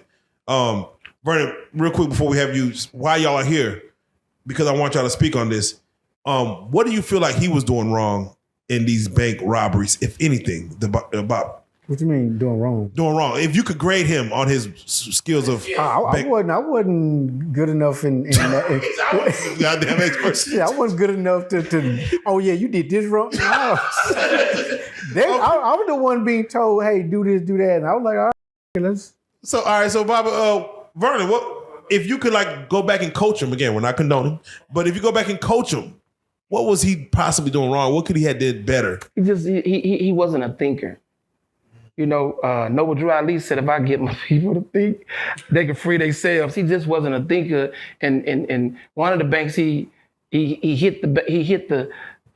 jumped over the counter. Don't say sprained his ankle or something. No, he jumped over the counter and his whole hand was fingerprint. He was manipulated. He was manipulated, bro. He wasn't really he was an active participant, but he was manipulated. It's hard for me to explain it. What was that? I didn't grow up until I went to prison. Yeah, what was that? Okay. I didn't. So you just were you having fun or were you just like, man? Just Day to day. Day to day. Yeah, we would go like once I found out about what he did, I became very nervous. And so I was at that point just because I knew. Was it an intimidation level as far as him speaking to you, like, "Hey, we're gonna go do this, or else"? That intimidation. Because I had him, I had the other guy, I had the other guy's uncles and best friends. You know, I was like the only one in that circle that didn't know anything about streets, gangs, drugs, none of that. So I didn't know who to talk to or how to get advice. Whatever they said, it just went. Where you from, Vernon? If you don't mind me asking. Shreveport. All right, so everybody's from Shreveport. Suburban. Oh, we're gonna get to your story.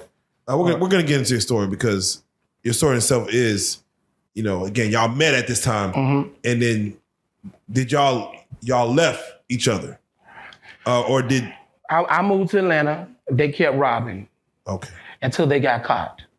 When they got caught, they debriefed. ATF come kick my door in up in Atlanta, and extradite me back down here to go to trial for all the banks, all the shit they did.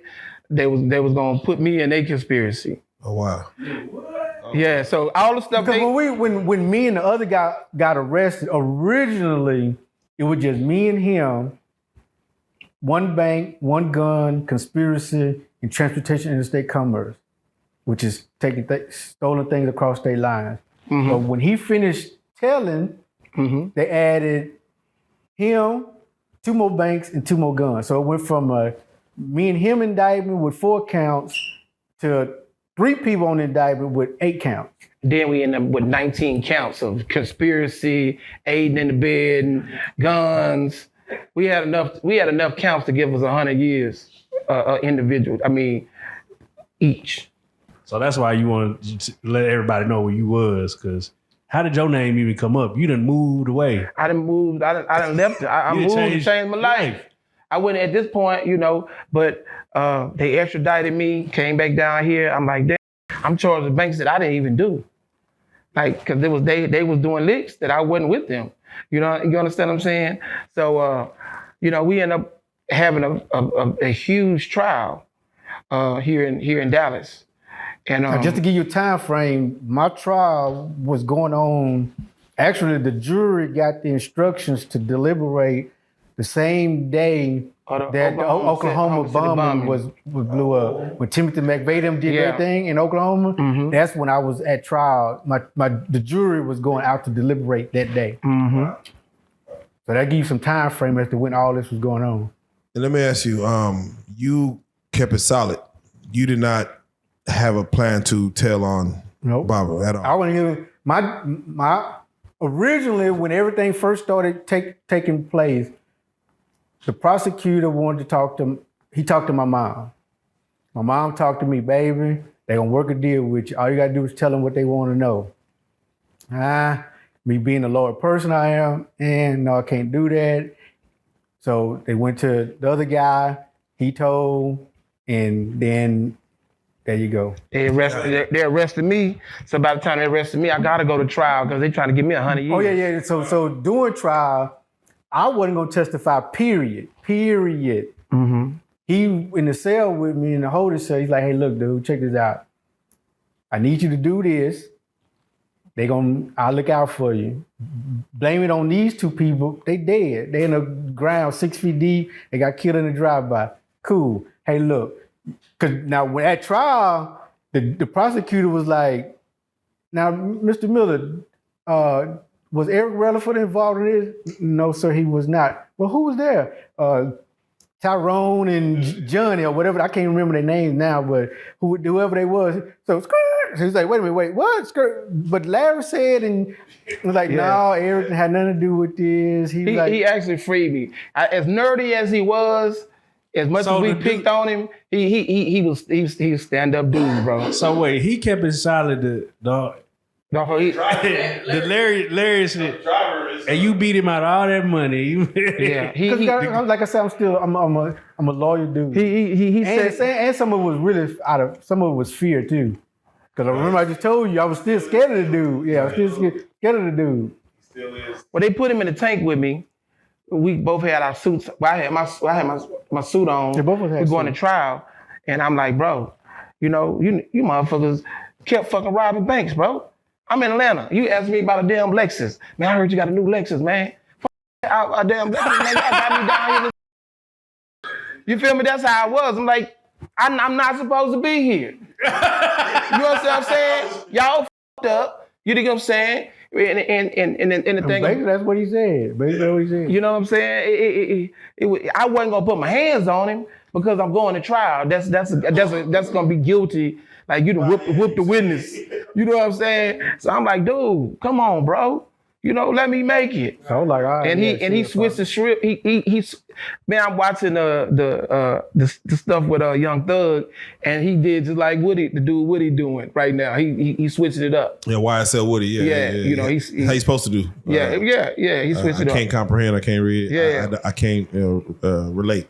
So all right, real quick. And Vernon, as I'm gonna have you come out, but before I have you come out, when it comes to the 9 months that were y'all in cahoots for 9 months? You said no, really. All in all, with him, it was maybe 4 months. Okay. For what you did learn, as far as even outside of what happened, do you regret yourself as far as ever meeting this man right here? I would say yeah. Well, that's a twofold question, and I say that because my answer is, I don't think that all of that was by happenstance, because I think however all that played out, I went to prison. I don't think that I would be the man I am today without all of that experience. Going through what he went through. As rough as it was, or as terrible as it was, or as up and down as it was, I don't think that I would be the mature man I am today had I not went through any of that. That's some real shit. So I don't glorify it, but I also don't run from it, because that was my past. I did that. Definitely. I can't say I actually, it was a mistake that I went and robbed a bank. No, I did that because A mistake would mean the gun accidentally got in my hand. I went in. I You made a did choice. that. Yeah, I consciously went and did that. The mistake was trusting the people that I did at that particular time. Well, with that being said, the fact that you said you weren't in it for money, I can't wait to get your story. We're gonna get it, Okay. but I have you hop on out. All right. Have you hop on out. And with that being said, Bobby, let me ask you. You got to Atlanta. Mm-hmm. You didn't continue. Did you continue robbing banks in Atlanta?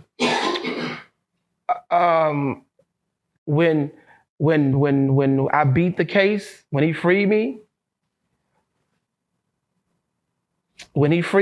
Yeah. I got my freedom back, and I started back robbing banks. So you beat the case. You beat the case. feds. Beat the feds. People don't beat the feds Beat the feds. because they got a 90 98 conviction rate. point something conviction rate. But I didn't understand that. I did not know the difference between Fed and any other case. I didn't really get that until, after eventually getting caught and learning, people don't beat Fed cases. They don't beat Fed cases. Not like talking about it. I know a few people in Shreveport that beat the Feds. I probably know 2 crews. 1 crew might have beat the Feds by technicality. But yeah, so I'm out in Atlanta. Man. I just Million Man March. I was getting ready to go to Million Man March, hit a bank. Oh God damn! So wait, did you have to rob banks? No, not at all. That's the craziest thing. That's another part of, I told you I come from the suburbs. My mom's a nurse. I come from, my people, it was well to do. I mean, I wasn't a dusty to where I needed it. But at the time, once I started robbing it, I got addicted to the lifestyle. Yeah. Once you get addicted to the lifestyle, then, trying and flexing and shining and just, because it was ignorant. It was real ignorant of me. I was saying that because, once you have a little paper, like you said, you meet people, like there wasn't no other plays you could come up with besides, like, another way to generate income. What, illegal? Well, outside of the African scammers. I mean, because first of all, when you're dealing with people and you got a little money, I had people coming to me. I was doing a little pimping with the strippers because they looked up to me. I'm giving them money, so they'll be like, man, look, I'll do this, and I'm like, they give me shoes and fees, envelopes of money. You know what I'm saying? Because I'm always in the strip club. Yeah, and I'm not giving my money if I'm not like throwing my money. I ain't making it rain. I'm choosing on who I want to, bless.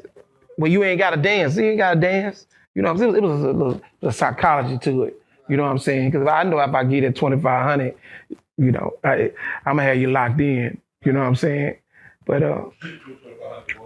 2,500 going rate to lock them in mentally. 2,500, but because you ain't got to strip. You just get it for free. Change your life. You see what I'm saying? And you saying it's unlimited amount. You know what I'm saying of money. They don't really understand that I got to go rob a bank Right. Unlimited. To maintain this lifestyle, that means you're spending at a extraneous rate. So let me ask you, what were you purchasing? What was one of your most extravagant purchases, most expensive purchases back then?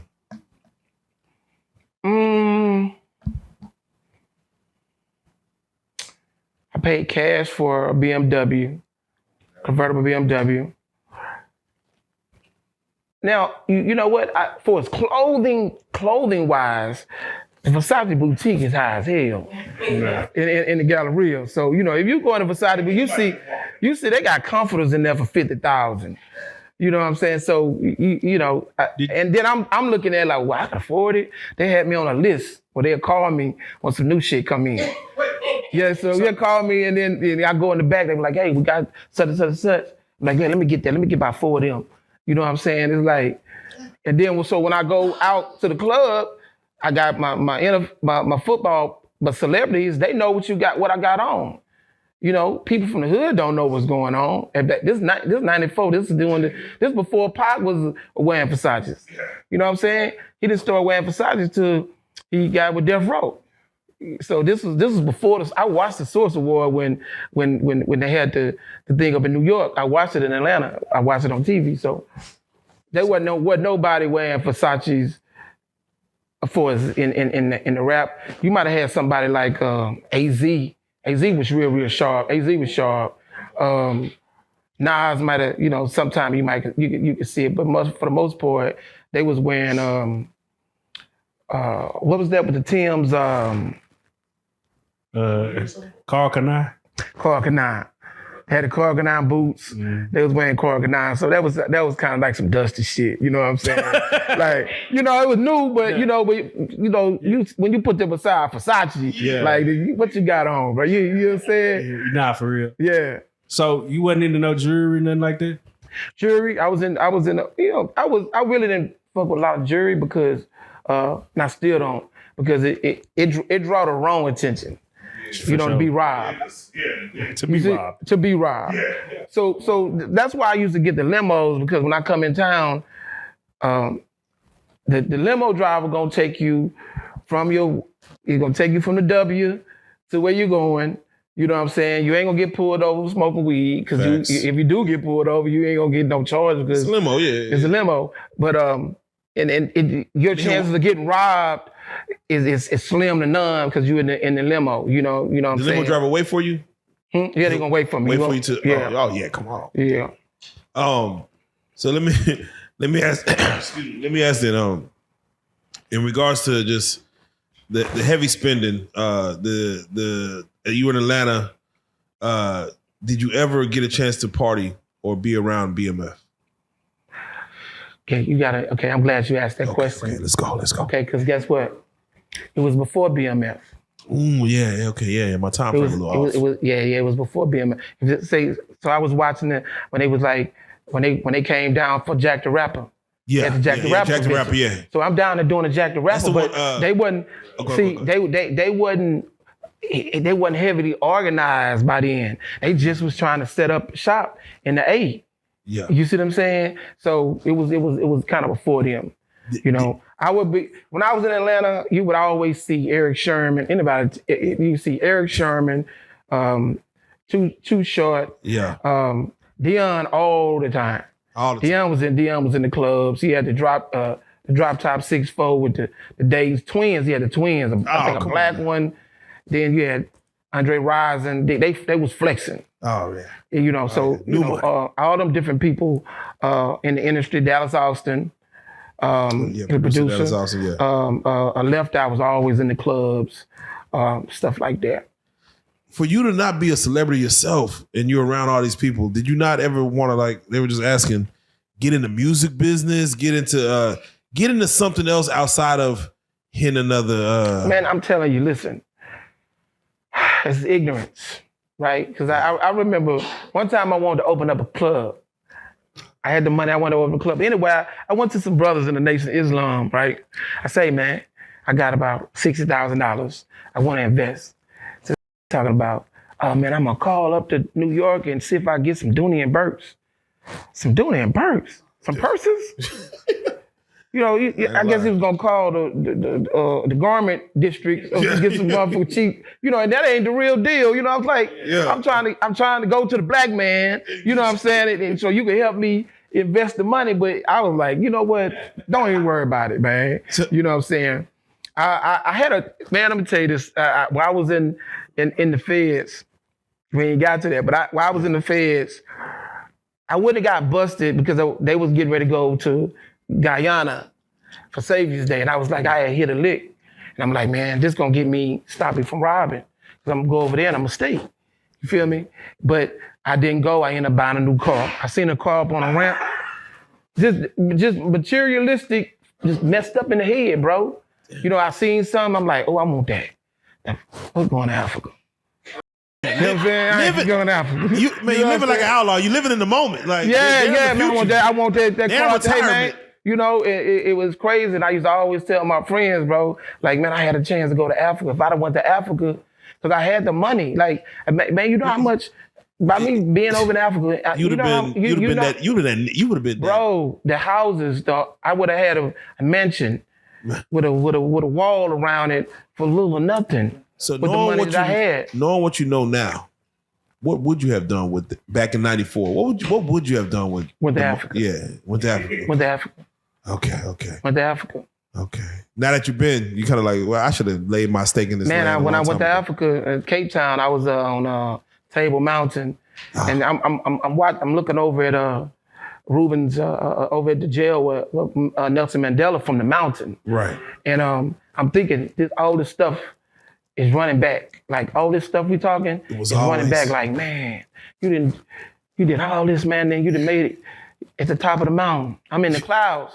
I'm thinking that it's about to rain. And a woman say, baby, it ain't rain, we in the clouds. So when I go back down the mountain, I look up, we was in the clouds. It's so high. Yeah. We was like 37, I want to say we was like 37,000 feet high up on the mountain. Other clouds then. It was a feeling. Man. You know, and then to see how back then that amount of money that I had, if I would have went to Africa, it would have. You would have been. I'd have been set. I definitely wouldn't have been. It had been a whole nother level. Laws. You'd have been changing. It had been a whole nother level. Yeah. You know what I'm saying? And I'd already been. Got to realize I was already a Pan-Africanist. I was already, with my doctrine. I just got caught up in materialism. I got caught up in materialism, and just was doing and didn't have the education to invest my money to start a business. Sometimes, it's the lack of education, a lack of knowledge. Mm-hmm. So let's get to it. You did finally get caught. Finally got caught. I was flexing in Houston, and I got arrogant because in Houston they have ghetto birds, which they have ghetto birds here as well. Yeah. What they did, I don't know if they do now. I don't think they still have ghetto birds. Yeah, have we seen them? It's been a while, but yeah, they do. I know Houston have ghetto birds. They'll follow you all the way home. Like they just follow you all the way home. So I knew they was on to me, and I got to playing with them. You know what I'm saying? That was one of my biggest mistakes, because once I started playing with them, they was dedicated. They was dedicated to trying to get me. They gotta catch me, but they gotta catch me coming out the bank. I see. When you say playing with them, you mean like? Well, I know they watching me. Right. They follow me, and I go and do a U-turn in the middle of the street and be right there in front of them. Oh. And they're in a tinted car. I can't see in the inside of the car, and we in front of each other like, man, yeah, what's up? You know. Yeah, you flex. You know what I'm saying? Yeah, you flex. Yeah, I was. At this moment, I'm getting tired too, dog. I was getting tired. And like you said, either you get jail or by the bullet. I'm tired of running. Tired, bro. You're tired. I just got tired, bro. And then the illusions of the world was knowing that everybody around me fake. Everybody around me fake. They just around me because I got money. You see what I'm saying? So, me, to it's a blessing to be free and broke. Right, free of that, yeah. You know what I'm saying? Like, you're not dead. Genuine shit, right? You're alive. You ain't in prison. You know what I'm saying? You basically, having your way, but at the same time, just having money will bring so much. And at this time, you had a wife. I had a wife. Does your wife know you're robbing banks? Yeah. So is she not genuine? Or is she not, like, are you looking at her kind of like? Well, you know what, she gonna watch this. But the thing about it is, I wasn't really looking for her validation. I should have been. You see what I'm saying? I wasn't looking for her validation. I'm looking for the world to validate me. You see what I'm saying? So, but she was while we were together, she was loyal to the T.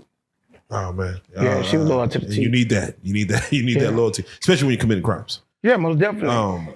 Did they ever try to question her upon? Yeah, they did. They but we were married. So when you're married, they can't take the stand. They can't testify on you. So with that being said, you're playing with the laws. The ghetto birds are following you. I go back to Shreveport.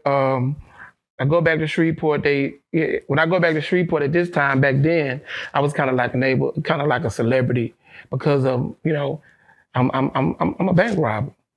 They like, man, that nigga robbing banks, man. This nigga robbing banks. And, so I was down there at matter of fact, I was down at a Juneteenth event because I ended up getting busted here in Dallas. Now, peep this. Now, I don't know the area. I don't know the area that I was in, but I was off Skillman and some. Oh, that North Dallas. No, yeah. So, I hit it. Let me tell you what happened, bro. Let me tell you the story. Let's go. So, it was raining. And whenever it rained, that's when I'm going to hit it. I'm always hit the bank when it rained. Someone else said that. Who else said that? Pimpin' Ken came in and said. I'm always hit the bank when it rains because it slows down their reaction. They can't come, everybody's, then you barely can't see. So I was like, I'm going to hit this bank. It was raining, bro. I'm talking about cats and dogs. Ghetto bird can't even come out because it's just that bad of rain. And bro, once I got out the car to go in the bank, the sun just came out. Oh. And I should have I should have fought on my first mind. My mind was like, it ain't raining no more, dude. What you gonna do? I'm already there. So I done used the side of my hand to open they had a, what do you call it? They had to zip you in. Oh yeah. I'm not knowing Skillman it ain't the best place to be, but they had to buzz me in. Yeah. So I don't use my hand. I don't got no gloves on because I'm moving step like on how I'm moving. So I use this part to open it. And I go in and do a whole takeover. I stay in there too long because the teller was trying to act like she didn't know how to open up the vault. So now I got her back there and I'm trying to convince her through threatening her that, I'm gonna really hurt you. She ain't believe me. She ain't believe me and you stuck, you know what I'm saying? Because now the gun ain't real. You know what I'm saying? And she like, I don't, yeah, you do, open this thing up. So I stayed in there too long. It was all messed up, bro. It was all messed up. So when I come out, I jump over a little wall. How skilled, I don't know if y'all know the area, but I jump over a wall because my car is parked it was suburbs back over there. Yeah. So I jump over the little wall. Huh? I can't think of it. But I know where it's at still to this day. If I know where it's at going down Skillman. But so I get in the car and ghetto birds come over a plaza because I'm trying to get on the interstate right there. Once I get on the interstate, it's a wrap because they don't know. They had a monitor in the money. So but once I got on that interstate, they don't know which way you're going. So you understand what I'm saying? I'm out of here. I ain't stopping. I ain't stopping. No pass go. Once you get to the interstate, I probably won't stop till I got to Oklahoma some damn well. You know what I'm saying? Facts. But so the helicopter was able to hover over my car before I get to the interstate. They blocked the interstate. They blocked me. So now I got to get out on foot. Yeah. Get out on foot, do a chase, by a little small There's chase. no police chase yet, though. No, Okay, I just jumped out. I jumped out because now I'm hit. I'm gone. You leave the money. Yeah, I leave the money. Yeah. All right, so now you just okay. Yeah. And next thing I know, I'm going Loose. Is it Loose Theric there? Yeah, Loose Theric is where they're gonna take you. Yeah, but Loose Theric, then they once they realize that you're a federal inmate, they move you over to Seagoville. Oh yeah. In the holding facility over there in Seagoville. Yeah. And I go right in front of the DA that messed up, that had our case again. And he like the Fed that you got away from. He was the like, one that got away. He gonna see this. He said, "Gotcha." And I was like, "You got me, bro." Damn. He got me. Yeah. He got me. And they kind of messed over me because, like I said, I didn't have a real gun. But They any little thing on the statues to give me some more time. They play into it. Then they re-indicted me. They gave me 121 months. Then once I go to prison, they supersede me and come back and indict me for some more banks in damn Baytown and They already got you. Yeah, they already got you. They already Let's close some other cases. Yeah. They instead of them, it was a lot to it. He was messed up on my part. He had me, bro. He had you dead to rights. Yeah, he had me. And guess what, bro? When I was in the jail, bro, I couldn't do nothing but shake my head and smile, bro. Just think about all of the good things, you know, and then be like, you know what? Now you got a chance to start over and change your life, man. You finna go to the feds, you know. You gotta go. This way it's gonna happen. At. And that's what I did. I ended up going to all the maximum securities, and you got to realize that the people, they had it against me. So they not gonna send me to none of the sweet spots, Texarkana, Oakdale, You're the example. Fort Worth. Yeah. They ain't gonna send me to none of them. They gonna send me where you gonna get killed at. Yeah, you're the You understand what I'm saying? And it was bad. But at the end of the day, bro, I ended up getting cancer while I was in prison. Ended up getting thyroid cancer, which the doctor told. He called me in the office. He said, "Man, I got some good news and bad news." I'm out in Atwater, which it was in California. Yeah. When he said, "Man, I got some good news and bad news." I was like, "Man, what's the good news?" He said, "You finna go to one of the best prisons in the BOP." And I say, I knew what that prison was because there's a lot of women COs, you know what I'm saying, and they going. You know what I'm saying? They get down. So so then I said, well, what's the bad news? He said, you got cancer. So I had to go. I went to Butner, North Carolina. That's how I was able. That's where R. Kelly's at right now. Oh wow! So it's a hospital. It's a research prison. Wow. So they doing research on the minds of sex offenders there. They doing research on. They try to do some research on me when dealing with bank robbery. Yeah. So I'm asking them. I'm saying, man, why do I keep having to come see the psych? And they were like, man, I said, why am I keep coming? And the intern was like, you're charged, bank robbery. Yeah. I said, so I got a whole bunch of there's gang members in my unit. Y'all ain't fucking with them. Well, we want to know why you going to white people bank. Yeah. We want to know why would you go, why, this is what they say, that why would you rob a bank? They don't say, why would you sell crack? They don't say, why would you steal a car?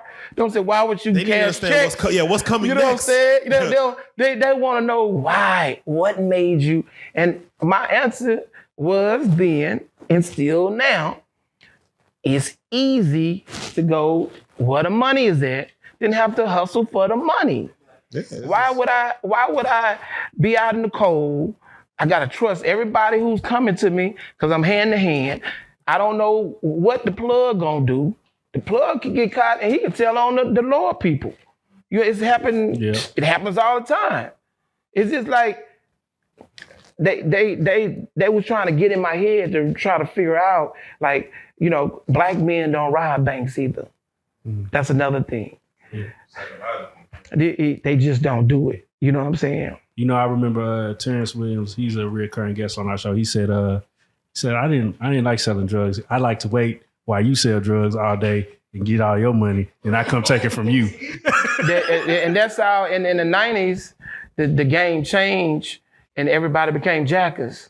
Yeah. Right. Everybody became jackers. It was a lazy hustle. Do you think you would have been a good jacker? I would have been a great jacker. I would have been a great jacker. But the thing about that is, jacking, it comes with a consequence. You know, most of your jackers end up dying the worst way, bro. Yeah. You know what I'm saying? Like the jackers end up dying the worst way. They die bad, terrible deaths. You know what I'm saying? That means you understand the psychology of the normal American. Mm-hmm. To where a bank robbery seems like the easiest way to go based on the psychology of what a person working a 9-to-5 at a bank is. Mm-hmm. Like, I can get in here. These folks ain't heroes. This, you know, you kind of got the psychology of it down. Did the people who were asking you about why you were doing it, did Do they understand? Do they finally got, okay, we get why you did it. Like, or are they still seeking answers? They still was. They were pressing me, bro. They were pressing me. And the intern, she was a student at Duke University, and they was pressing me because they want to know, like, man, what's really going on in your head? You know what I'm saying? I couldn't go off into, oh yeah, well, I started doing this with Black Liberation Army. Nah, because I started doing it on my own. Right. And they know that I'm doing. And they know I'm messing over money. You know what I'm saying? They know I'm just doing it just for the high of doing it. You know what I'm saying? What ended up happening with the cancer? Oh, I ended up getting the best treatment that the federal government could give somebody. Right. Because if I would have been in the state, I'd have died. I mean, they just ain't paying money to help. Am I right? They're not paying money to save your life. You're just gonna ride. But in the feds, they're gonna send you to the best places where the governors and all these different people, they're gonna send them to the best cancer. And I got the best treatment. I was wondering, why do they? Like, you're a criminal. Like is it their obligation to save? I don't know. I don't know what that's about. I just know that well, first of all, being in the feds, you just gonna get the best treatment. Yeah. You're gonna get the best treatment that money can buy. They flew me in a little jet, wood grained up. I mean, Learjet? Yeah, they flew me in a wood from Atwater to North Carolina and they was like, man, you know how much this cost? This was the U.S. Marshal. He told me in the jet, he was like, you know how much this cost? I'm like, nah, man. So let me get some of them Pringles. Let me get some of them Pringles, man. Right. See, man, it's weird wood grain, man. Like, damn, I ain't never been no little jet. Man. You know what I'm saying? And then he was like, he showed it to me. You know, it was like $60,000. Somebody's whole year of working. Yeah, I went there. It was the best. Hey, my time changed, bro. It was sweet. Were the COs as COing as you expected? It was nothing but, I mean, like you dealing with a lot of interns. It was sweet, man. It was sweet. Where R. Kelly at right now is sweet. Okay, and thank you, because some people probably worried about him. Making sure he's all right. That's sweet. I mean, you would think some people would say, oh man, hope he right in jail, man. He's singing somebody's panties, all right. Nah, he's straight. That's the best place to do 30 years. How much time he got? He got about 30. He got about 30 years. If he gonna do it all, which I don't think he's gonna do it all, but if you gonna go to prison, that's the place you want to go. There you go. For you, this is 15 years you did. Mm-hmm. How was that for you? And were you said you were sentenced? What was your sentence? Well, I got 121 months, and then they re-indicted me. They brought me back and started. They usually don't do that. Yeah. And the feds, that's kind of unheard of, unless they mad at you. Yeah. And this DA that got us, that got him, and then eventually got me. That's somewhere in Dallas. This DA somewhere in Dallas. Yeah, he's retired. He actually, he'll tell you about. He actually helped him at the end. Oh, okay. Just recently to get him out, let him out because he had 35 years. 39. Okay, yeah. So, he went through it, but what's the next question though? Yeah, no, so with that being said, for the time that you had, did you expect to see the light of day? Because they gave you how many years? 15, 188 months. Okay, so all right, so you're gonna get out. You were gonna get out. For that being said, how was serving that time? And as far as, just like in Angola? It was worse than Angola. The maximum security federal prison. Again, we finna go to illusions. We finna go to being in California where the Mexican mafia run the penal system. Not no Crips, not no Bloods. They run it. The Mexican mafia run it. And the Mexican gangs run it. Then they got the most dangerous white gangs, which are the ABs, killing machines. And we move different. We fight, we case the fade, we stab, you're gonna get some surface wounds, little stabbings, whatever. They when they hit you in pressure points. They like the militias. They study pressure points. They know where to hit you and take your life. The Aryan Brotherhood. The Aryan Brotherhood, ABs. How many run-ins did you have with either Mexican Mafia, the ABs? I didn't have a run-in. Okay, so you were good. Let's see, because I hung out with the crew that I hung out with was the Black Gorilla family. So the Black Gorilla family. It's funny because there are, for those who've never been to prison before, Fed or penitentiary, you technically have to get in with some type of group. Yeah, you gotta you in maximum security, you can't be solo dolo. Okay. Even if you fall in with a Christian, you gotta fall in with some. And the Christians better time. And the Christians kind of gangster in the city. Because they reformed the gang members that's into But they the have word. their own coalition. Yeah, they got their own seats. Everybody got a group in prison. Somebody that you fit in with. Even the pedos. Yeah, you can't be solo. You can't ride it through solo. And if you do try it, they're gonna walk over you. Because you're just you're a open prey. I see. You know what I'm saying? So word gets around that this man ain't affiliated to nobody. Yeah, He's with no one. He ain't claim nobody. Where you gonna sit at? In the kitchen. That is just real. You see what I'm saying? Because you might have homies that's Bloods or Damus. You know what I'm saying? But you can't sit with them because you ain't part of them. Yeah. You know what I'm saying? Yeah. Can't even sit with the homies. So then, while I was in the feds, they started a group they started the Dirty South. So the Dirty South car are people who are from the South. So that way, if you from Dallas and you're not in a gang, you won't get preyed upon. First of all, it's a great interview, and you being so truthful. Like things you said about the rain, most people don't know, but I seen jobs get pushed up because the storm was coming. Mm-hmm. And initially it's because the cops don't want to get out of their car to chase you. True. In a downpour. And your story's funny because you said when you got there, the sun came out. Exactly, which made it easier for the ghetto bird to get me. Yeah. All I had to do was turn around. And also a lot of things that people don't realize if they never went away.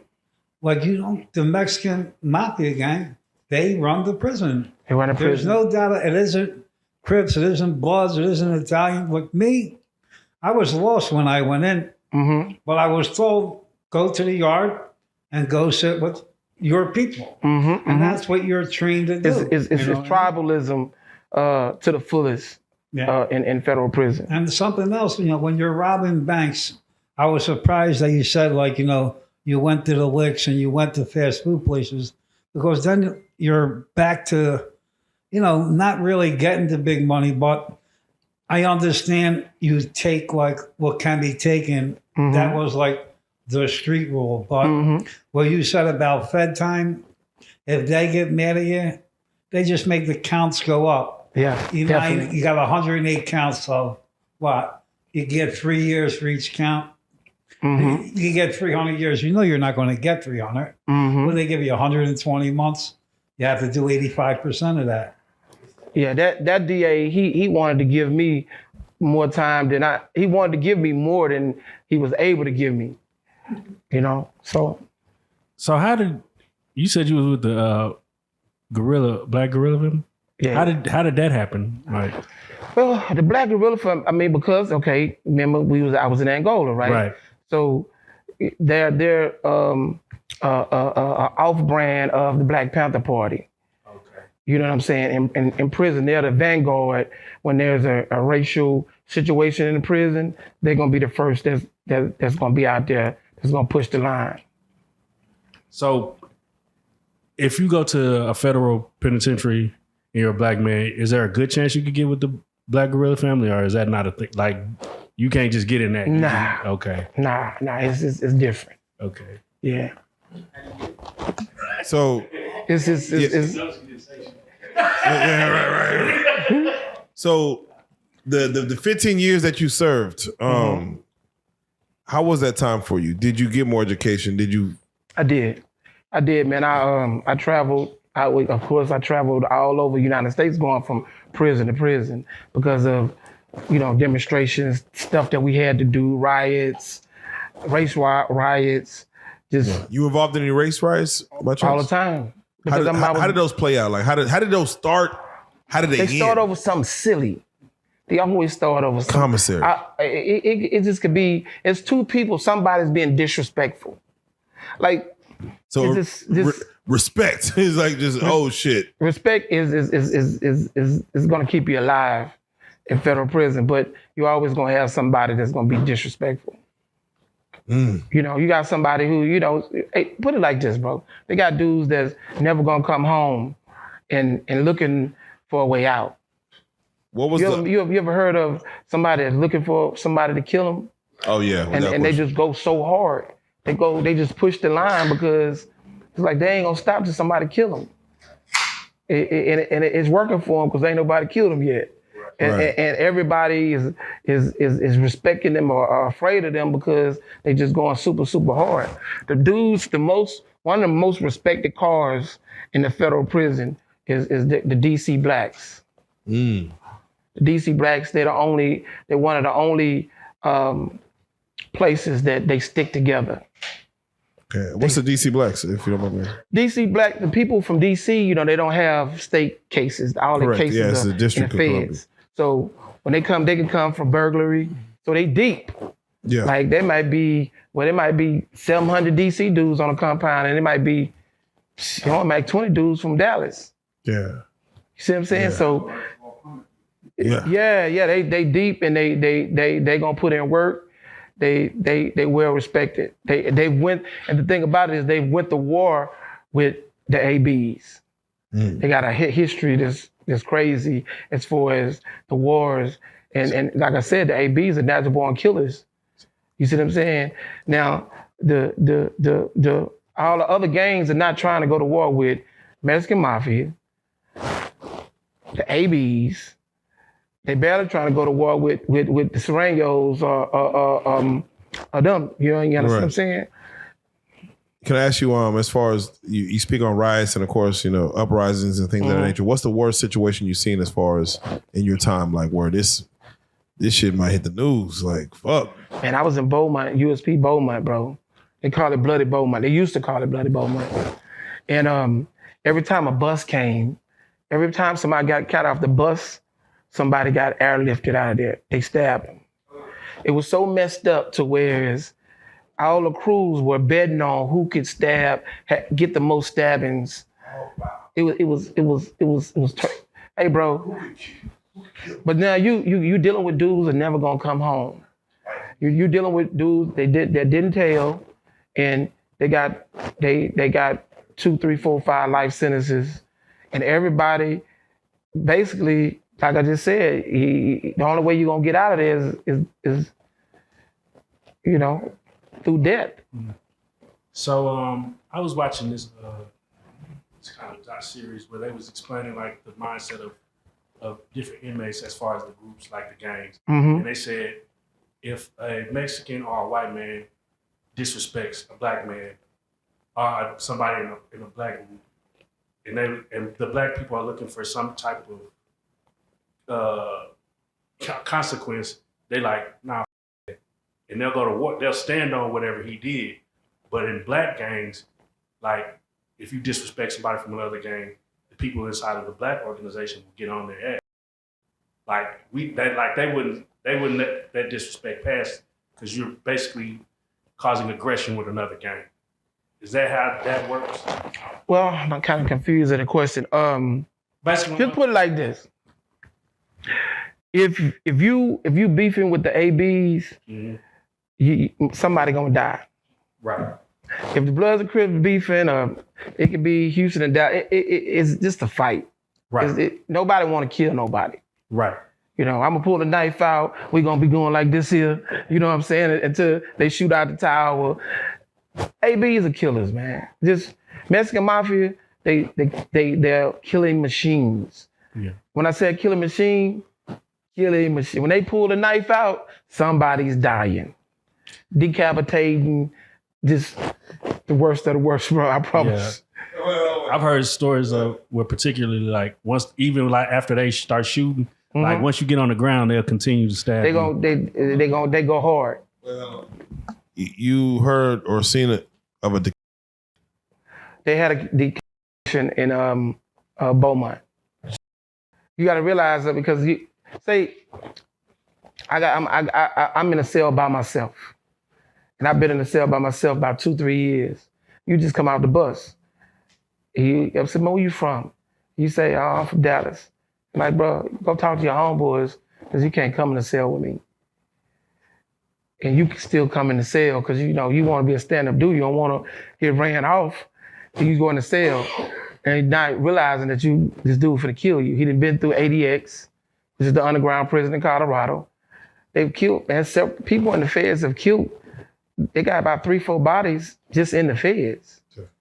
The feds ain't no joke, bro. Then not to mention if they dealing with paperwork, when you go to maximum security, they have paperwork parties, PSIs, or what you in, and they want to see what you.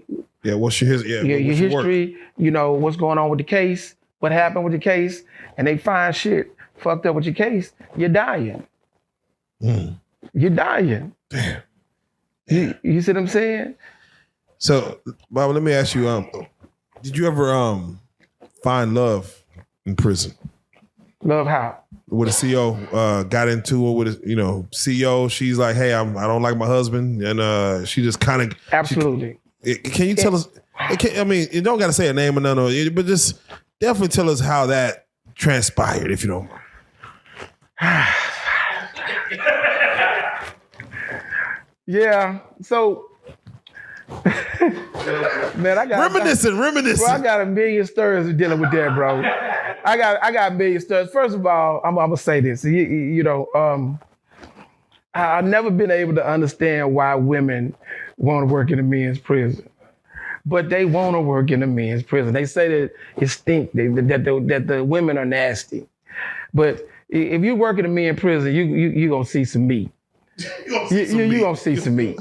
You know what I'm saying? And a lot of those women, they just regular, smugglers. They just regular, you know what I'm saying? And they be trying to go. You know what I'm saying? They just trying to go, bro. You think some of them do find a job in a men's prison just because they know, like, what's the? I think they have these secret fetishes, of being in the prison. They gonna come in, and it's always the CO who go hard, like she mean, right? It's always the mean one that she got walked off. Like, what? Her name Miss Williams? What? They called it in my closet. You know what I'm saying? It's always bro. Women is so another level. It is different ways to get them. You know what I'm saying? I used to have, bro. Tell us, for those who sit at home or maybe sit or in prison, what are the ways of the force, young Padawan? It's just so many different ways, man. I had a female in North Carolina. She was she worked in the lab. She worked in the lab, right? Man, you gotta be telling on myself, man. She worked in the lab, man. So I used to throw my sweatpants on, I don't have no underwear, you know what I'm saying? And go up in there, and be, I'm going up and out. So, and she used to always turn her back to me. You know what I'm saying? I done pulled out on her and she turned around and she like, man, what you doing, man? I'm like, man, come on, man. I'm she looking, she like, hurry up, you hurry for somebody to come. You know what I'm saying? It's just a lot of mind games, man, dealing with them women in prison, bro. And they about that life, man. You heard about that life? You know what they about that life. They about that life. So is a 10 in the prison system still a 10 on the outside? Say it again. Like if she's a 10, if she bad in the prison system, is she still that bad? Like if you're in the regular civilian, you see her on the street, like, is that what somebody? Nah. It's a 6 or 10 in prison. Nah, she might be a 3. A 3? She might be a 3, but to us, she a 10 though. You know what I'm saying? Like we Dragging that wagon. tripping. You ain't turning your collar down. You know what I'm saying? Like she might be a 2. So, but that's the point though. That's the whole point about that is because she in there, she's a 10.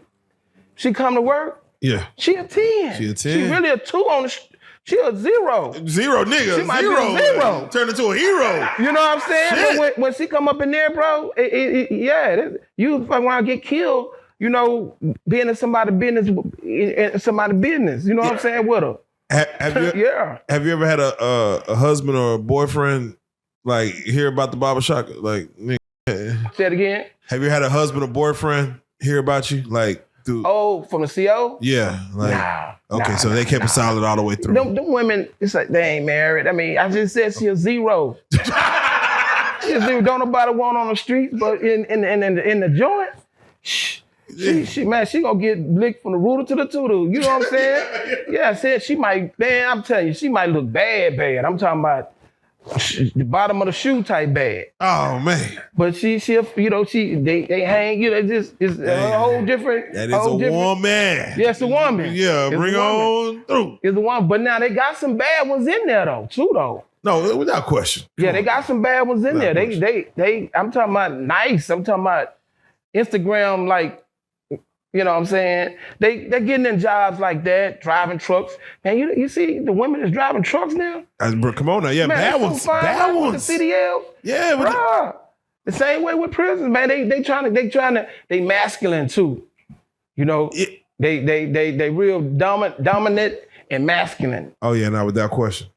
Did you ever fall for one? Like you man, I'm really caught up on this one. Nah. Okay, just making sure. All right, just making sure. All right. But with that being said, as you're coming out, again, you know the time you're spending, you know what it's about to be. What is your trajectory as you're coming out? You're serving this time, you're doing, what is considered a hard time. You either seeing the most, and you're repenting for whatever sins that America says you committed.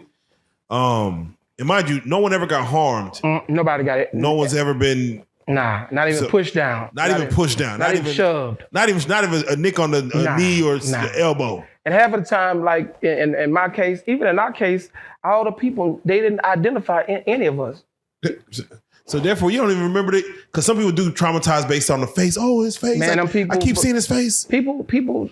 Now, if you go in and you traumatize them, that's a whole nother story.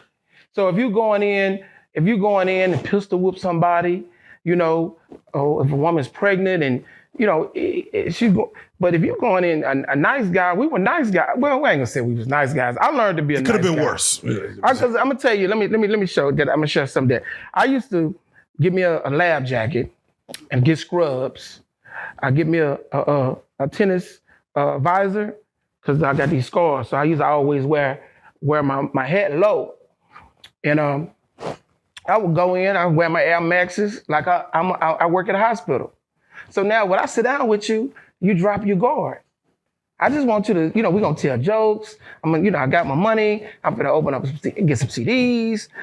You know what I'm saying? So once you drop your guard, then I tell you, look, I don't wanna hurt you. I ain't here for you. I'm here for that. It's insured by FDIC. I need to get in and get out. You ready? You ready? Yeah, I'm gonna say, you ready? Okay, let's go. I did the money. So then they thinking, well, he got somebody working here. I said, yeah, take me through the lounge to the vault. And we go back there, the people eating burgers and shit, they don't even know. Because guess what? I don't have no mask on. I ain't coming through on no Bogart shit. I look like I work at a hospital. You're almost coming in on business. It's always, those are the people who you'd be surprised, those are the people get away with crimes, bro. Yeah, it's like, you know what I'm saying? When you gotta be in a high speed chase, bro, you know how many people that want to be heroes, they will follow you, man. I don't get it. I don't know why they do it, but they will follow you. They will follow you. They will do everything to help these people, man. I ain't gonna lie, they don't have nothing to do with the shit. I personally seen a high speed chase and I jumped in that myself. I just want to see it through. I was like, let me just, I ain't got no business in it. Yeah. I just want to see it through. Yeah. So I can totally understand, like, don't bring so much attention. Like, nah, just really. Man, you want to get in and get out. Smooth is smooth. It's a smooth lick, man. Man. Get in, get out, man. See, but like I said, when we started at first, it was, go hard. Yeah. But then I started thinking, I'm like, hold on, I don't want to do that no more. Then after their trial, I learned the laws. I learned no guns. Yeah. I learned, I learned different shit just from being in the trial, the one that he freed me in. Yeah. So now I'm able to go out here and go solo dolo. I don't want no co-defendants. Because you see what a co-defendant will do for you. Yes. Yeah. They brought me in, and they ain't had nothing to do with. Yeah, bring them on in. So let me ask, when it comes to coming out of your 15-year sentence after the feds, what was your plan? Because again, Angola, you planned like, I'm gonna get out of our bank. That I'm getting out and getting back to it. Man, when I got ready to come home, I was out in Hutchinson. William Hutchinson. It's a halfway house out there. I was supposed to be there 6 months. They put me out in 2 months. A month. They put me out in 2 months because they was trying to see if I was gonna go rob another bank. Yeah. But when I got out, man, I got a gift for gab, bro. Oh wait, they put you out to bait you? They put me out to test me. Shit. They put the woman, she was a case manager, she cried. She said, I've never seen nothing like this, baby. She said, look, here's a card. I said, where am I gonna go? I said, I ain't from Texas. I'm not from Dallas. Where am I gonna go? She was like, I don't know. She said, Salvation Army. She was like, but you got all them clothes? Because when I got to the halfway house, I started going shopping. Started going shopping. She was like, you can't take them clothes to Salvation Army. So there was a dude that was in the unit from Dallas. He said, man, you ain't got no family here? I was like, nah, bro. He said, you got some money? They got a little money saved? I said, yeah. He said, man, I'm gonna call my sister. I'm gonna call my sister, come get you, bro. You throw a little something. You dig what I'm saying? She stayed in, I want to say Jumping Hills or Singing Hills or something. Yeah, Singing Hills. Jumping Hills, I like that. Singing Hills, yeah. She stayed in Singing Hills, man. She took me back to a nice big old crib. Oh, man, she treated me good, bro. She might have saved your whole situation. Man, did she? Man. She saved my situation. Then she turned me on to, she was a swinger. Oh, the swinger lifestyle. So she able to come home and indulge and. Yeah, it's a little easier to get to the. You don't got to do too much to get to the shit. Oh, bro, that, and then I got a job working at Clay Cooley on 35 right there. Where Shout out Clay Cooley. Yeah, I know exactly what you're talking about. Yeah, I got a job. So you in the area? They hire anybody. You feel me? So I got a job there, man, selling cars. It was fun as hell. Oh, selling man. cars, man. And then I got on this dating site called Plenty of Fish. Oh, POF. And I got on POF, bro. I ain't looked back, bro. Yeah, so life got easier. Technology that caught up. Every woman I met made about $170,000 a year on POF. Just off, because you say what you say. Talk to them. People gonna see this, but you say what you looking for, and how much you make. Yeah, I make 200.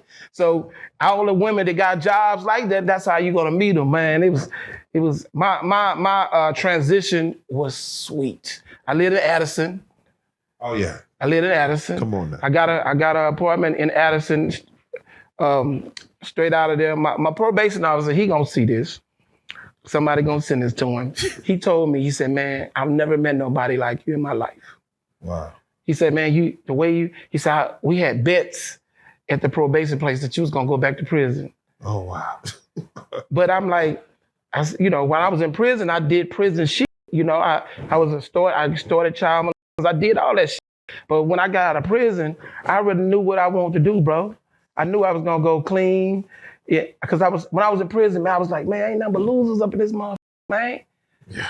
I just gotta get back out there where the women at, man. Yeah. If I can get where the women at, I would be good, bro.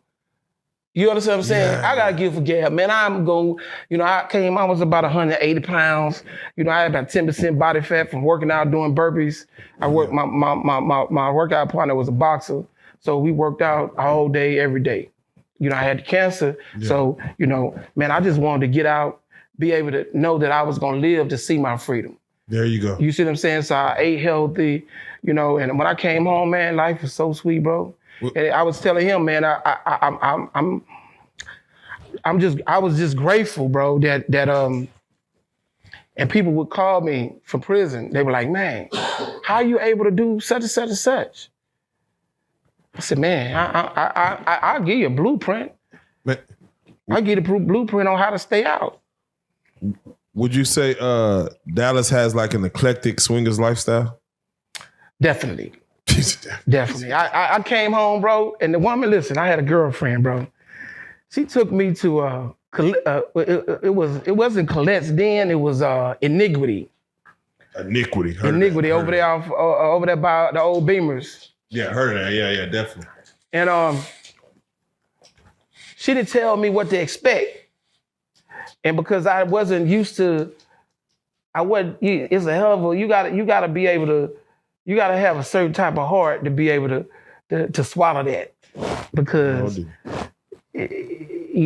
especially if this your girl and you sharing your girl, you know what I'm saying? So if it's a couple, you know what I'm saying? You got a girl, you come with your girl, I come with my girl, you know, we talking, we drinking, and you know, you take my girl, I take your girl.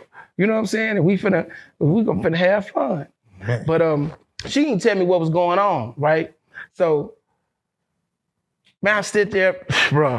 That's a whole nother story. But let's take it there real quick. Bruh, she probably gonna see this too. Everybody gonna see this motherfucker. Hey, look, bro. So she don't tell me what's going on. She holding my hand and she gives somebody some head. Now, first of all, you supposed to be my girl. I done met her on POF.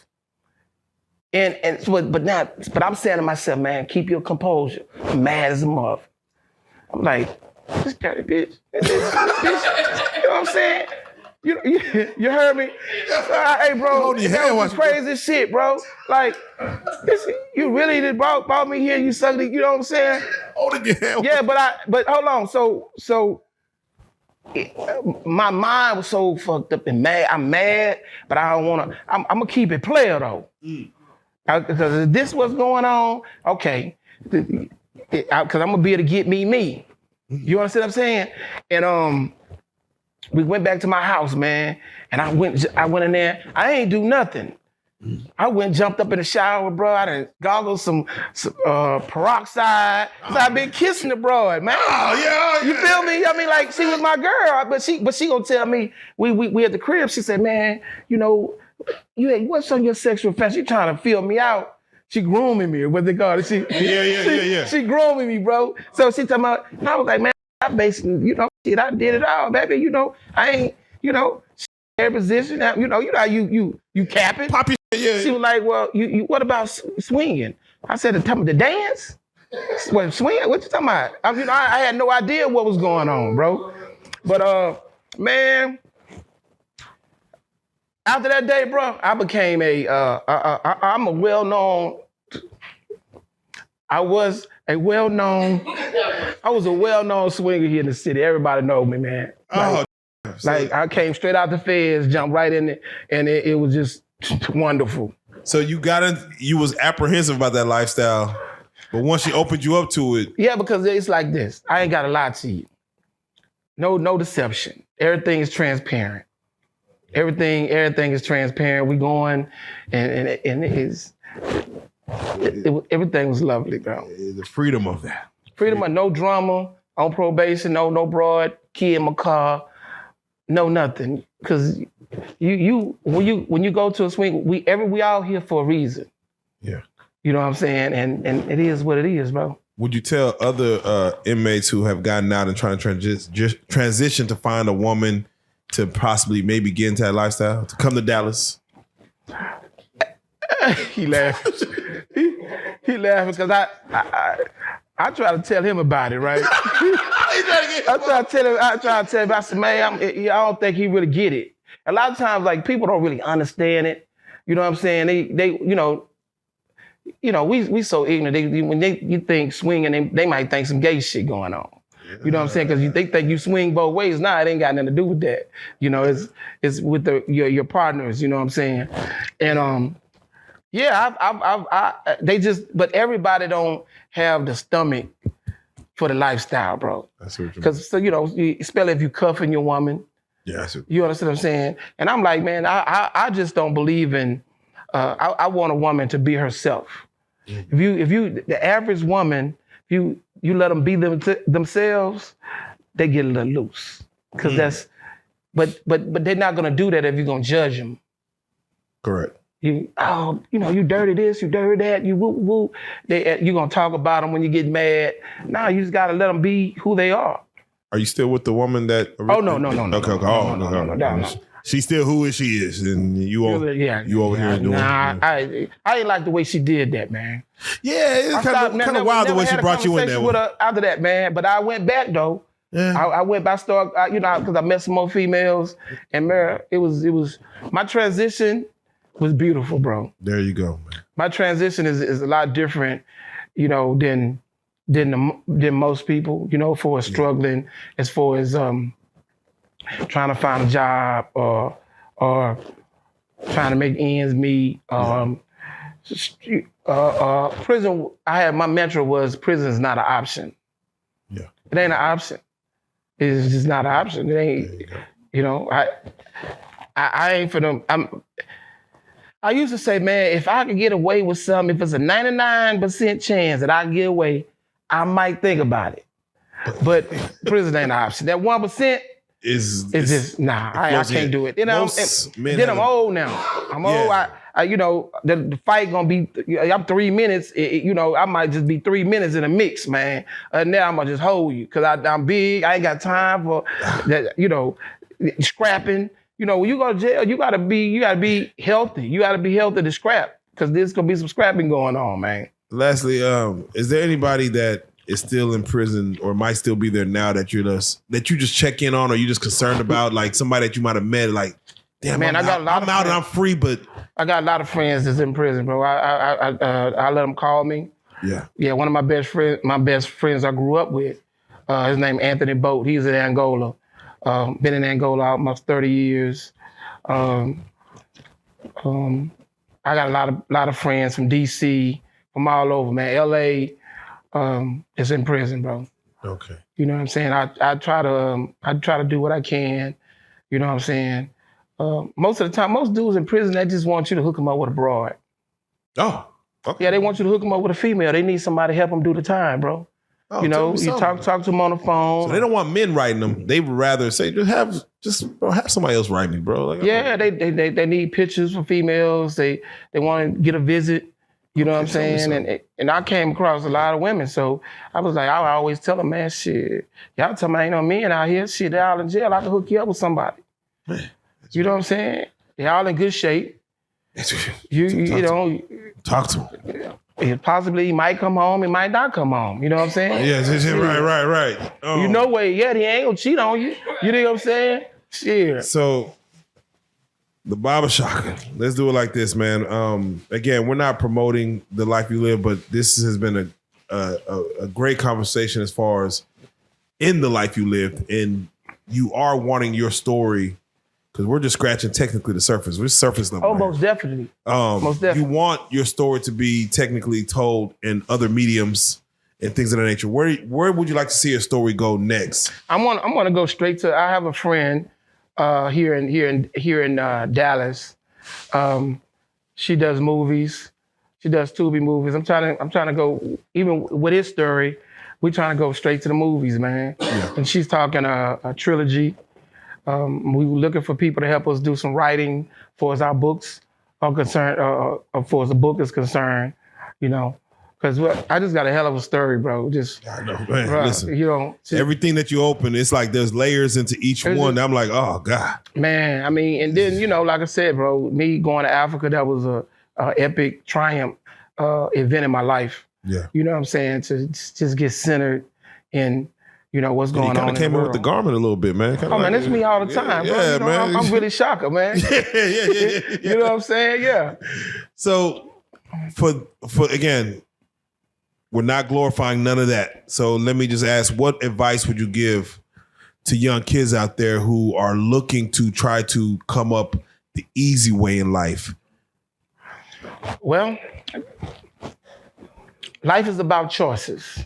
Let's start there. And you have to make a conscious decision in anything that you're doing. But whatever you do and you choose to do, there's consequences on what you do. We have to make the right choices. We got to be able to challenge our thinking. We got to be respectful. You get a long way just being respectful, man. You can practically not even have no enemies by being respectful. Correct. But once you cross that line, you know, like some people, they have some bloggers and they think that that's the way to go, but it's a terrible debt coming behind being disrespectful and disrespecting people's families, stuff like that. I believe that. There you go. You know what I'm saying? But yeah, definitely, money. I used to hear people say that like Michael Jackson, these people wasn't happy, bro. And I actually lived to see that money did make me happy. Yeah, you didn't had a lot of it at one time. Yeah, man. yeah, money did make me happy, bro. And I ain't got a lot of money now, but I ain't want for nothing, bro. Yeah, but to say that you were at the top and you were in these strip clubs or buying the bars at these clubs with these celebrities and had no friends. No friends. To have Everybody nobody fake. to check on you. Everybody fake around you. That's Every bad woman that done pulled up on me, it was all about money. Damn. It was all about money. It was, you know, and I mean, you know, but I knew it, but I'm like, then because when you go to jail, everybody disappear. Yes. So you solo dolo, just you and your mom. Because mom gonna always be there. Mom if you gonna have always be one. there. Yeah, you're right. If you have a mom, will always be there. Mom gonna always be there, man. All right, man. For those, again, epic story. Again, we're scratching the surface, so I don't know how we want to break this down in layers, but even with Vernon coming to sit down, for those that do want to follow you, see what you have going on next, again, to go through the trials and tribulations with you. How can they get at you? Where can they find you? Where can they peep more of this story or even ask you questions maybe to kind of go from there?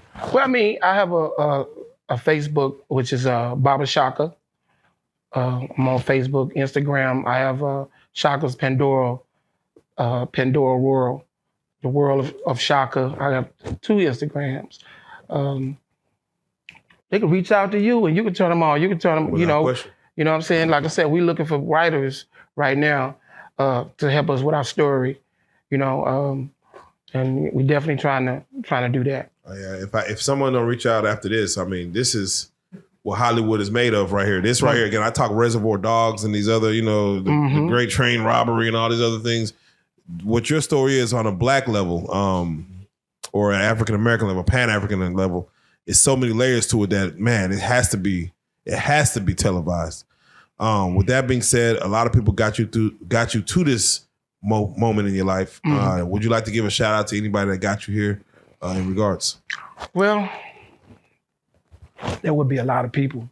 That would be a lot of people, but you know, my mom, man, she was a go hard. You know, she went hard with me as far as to support me, man.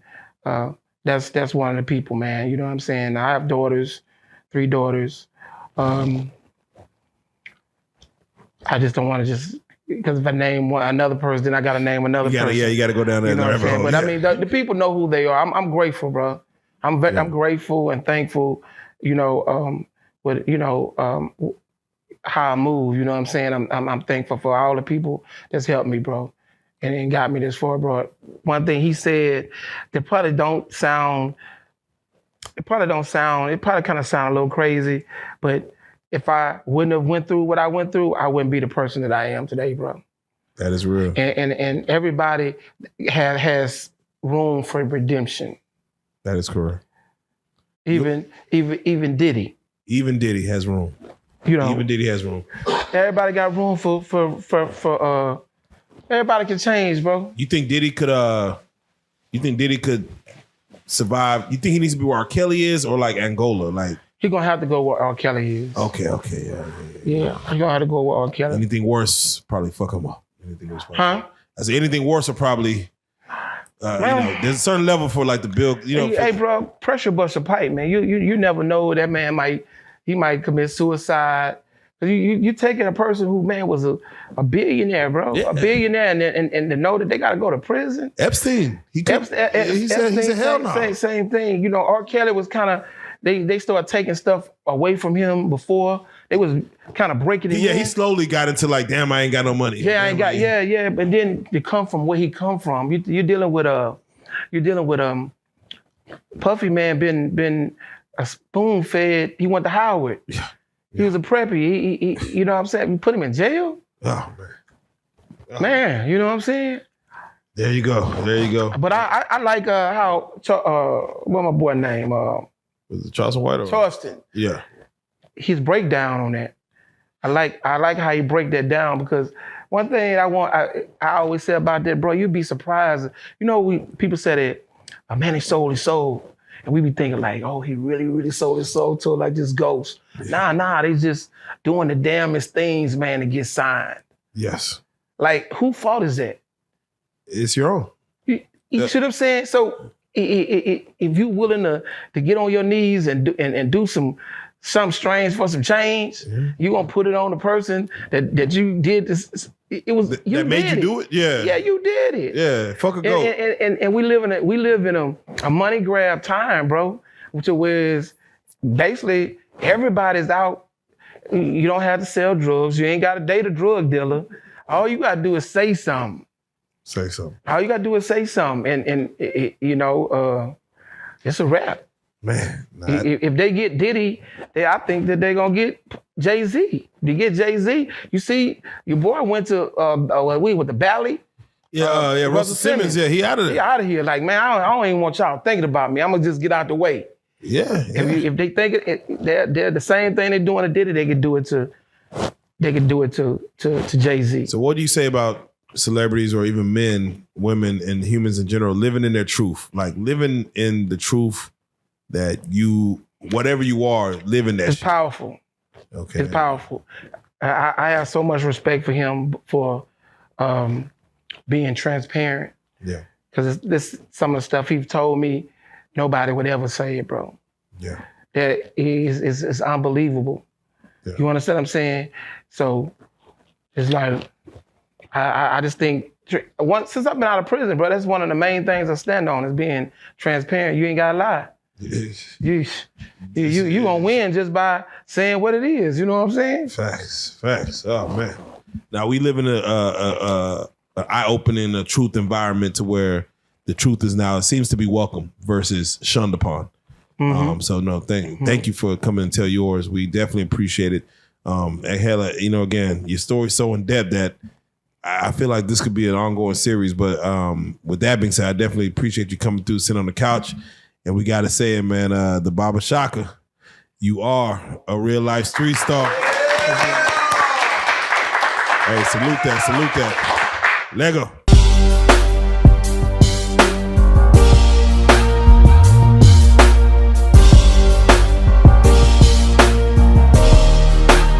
Shout out Reallyfe street stars, nigga. Move. Hey.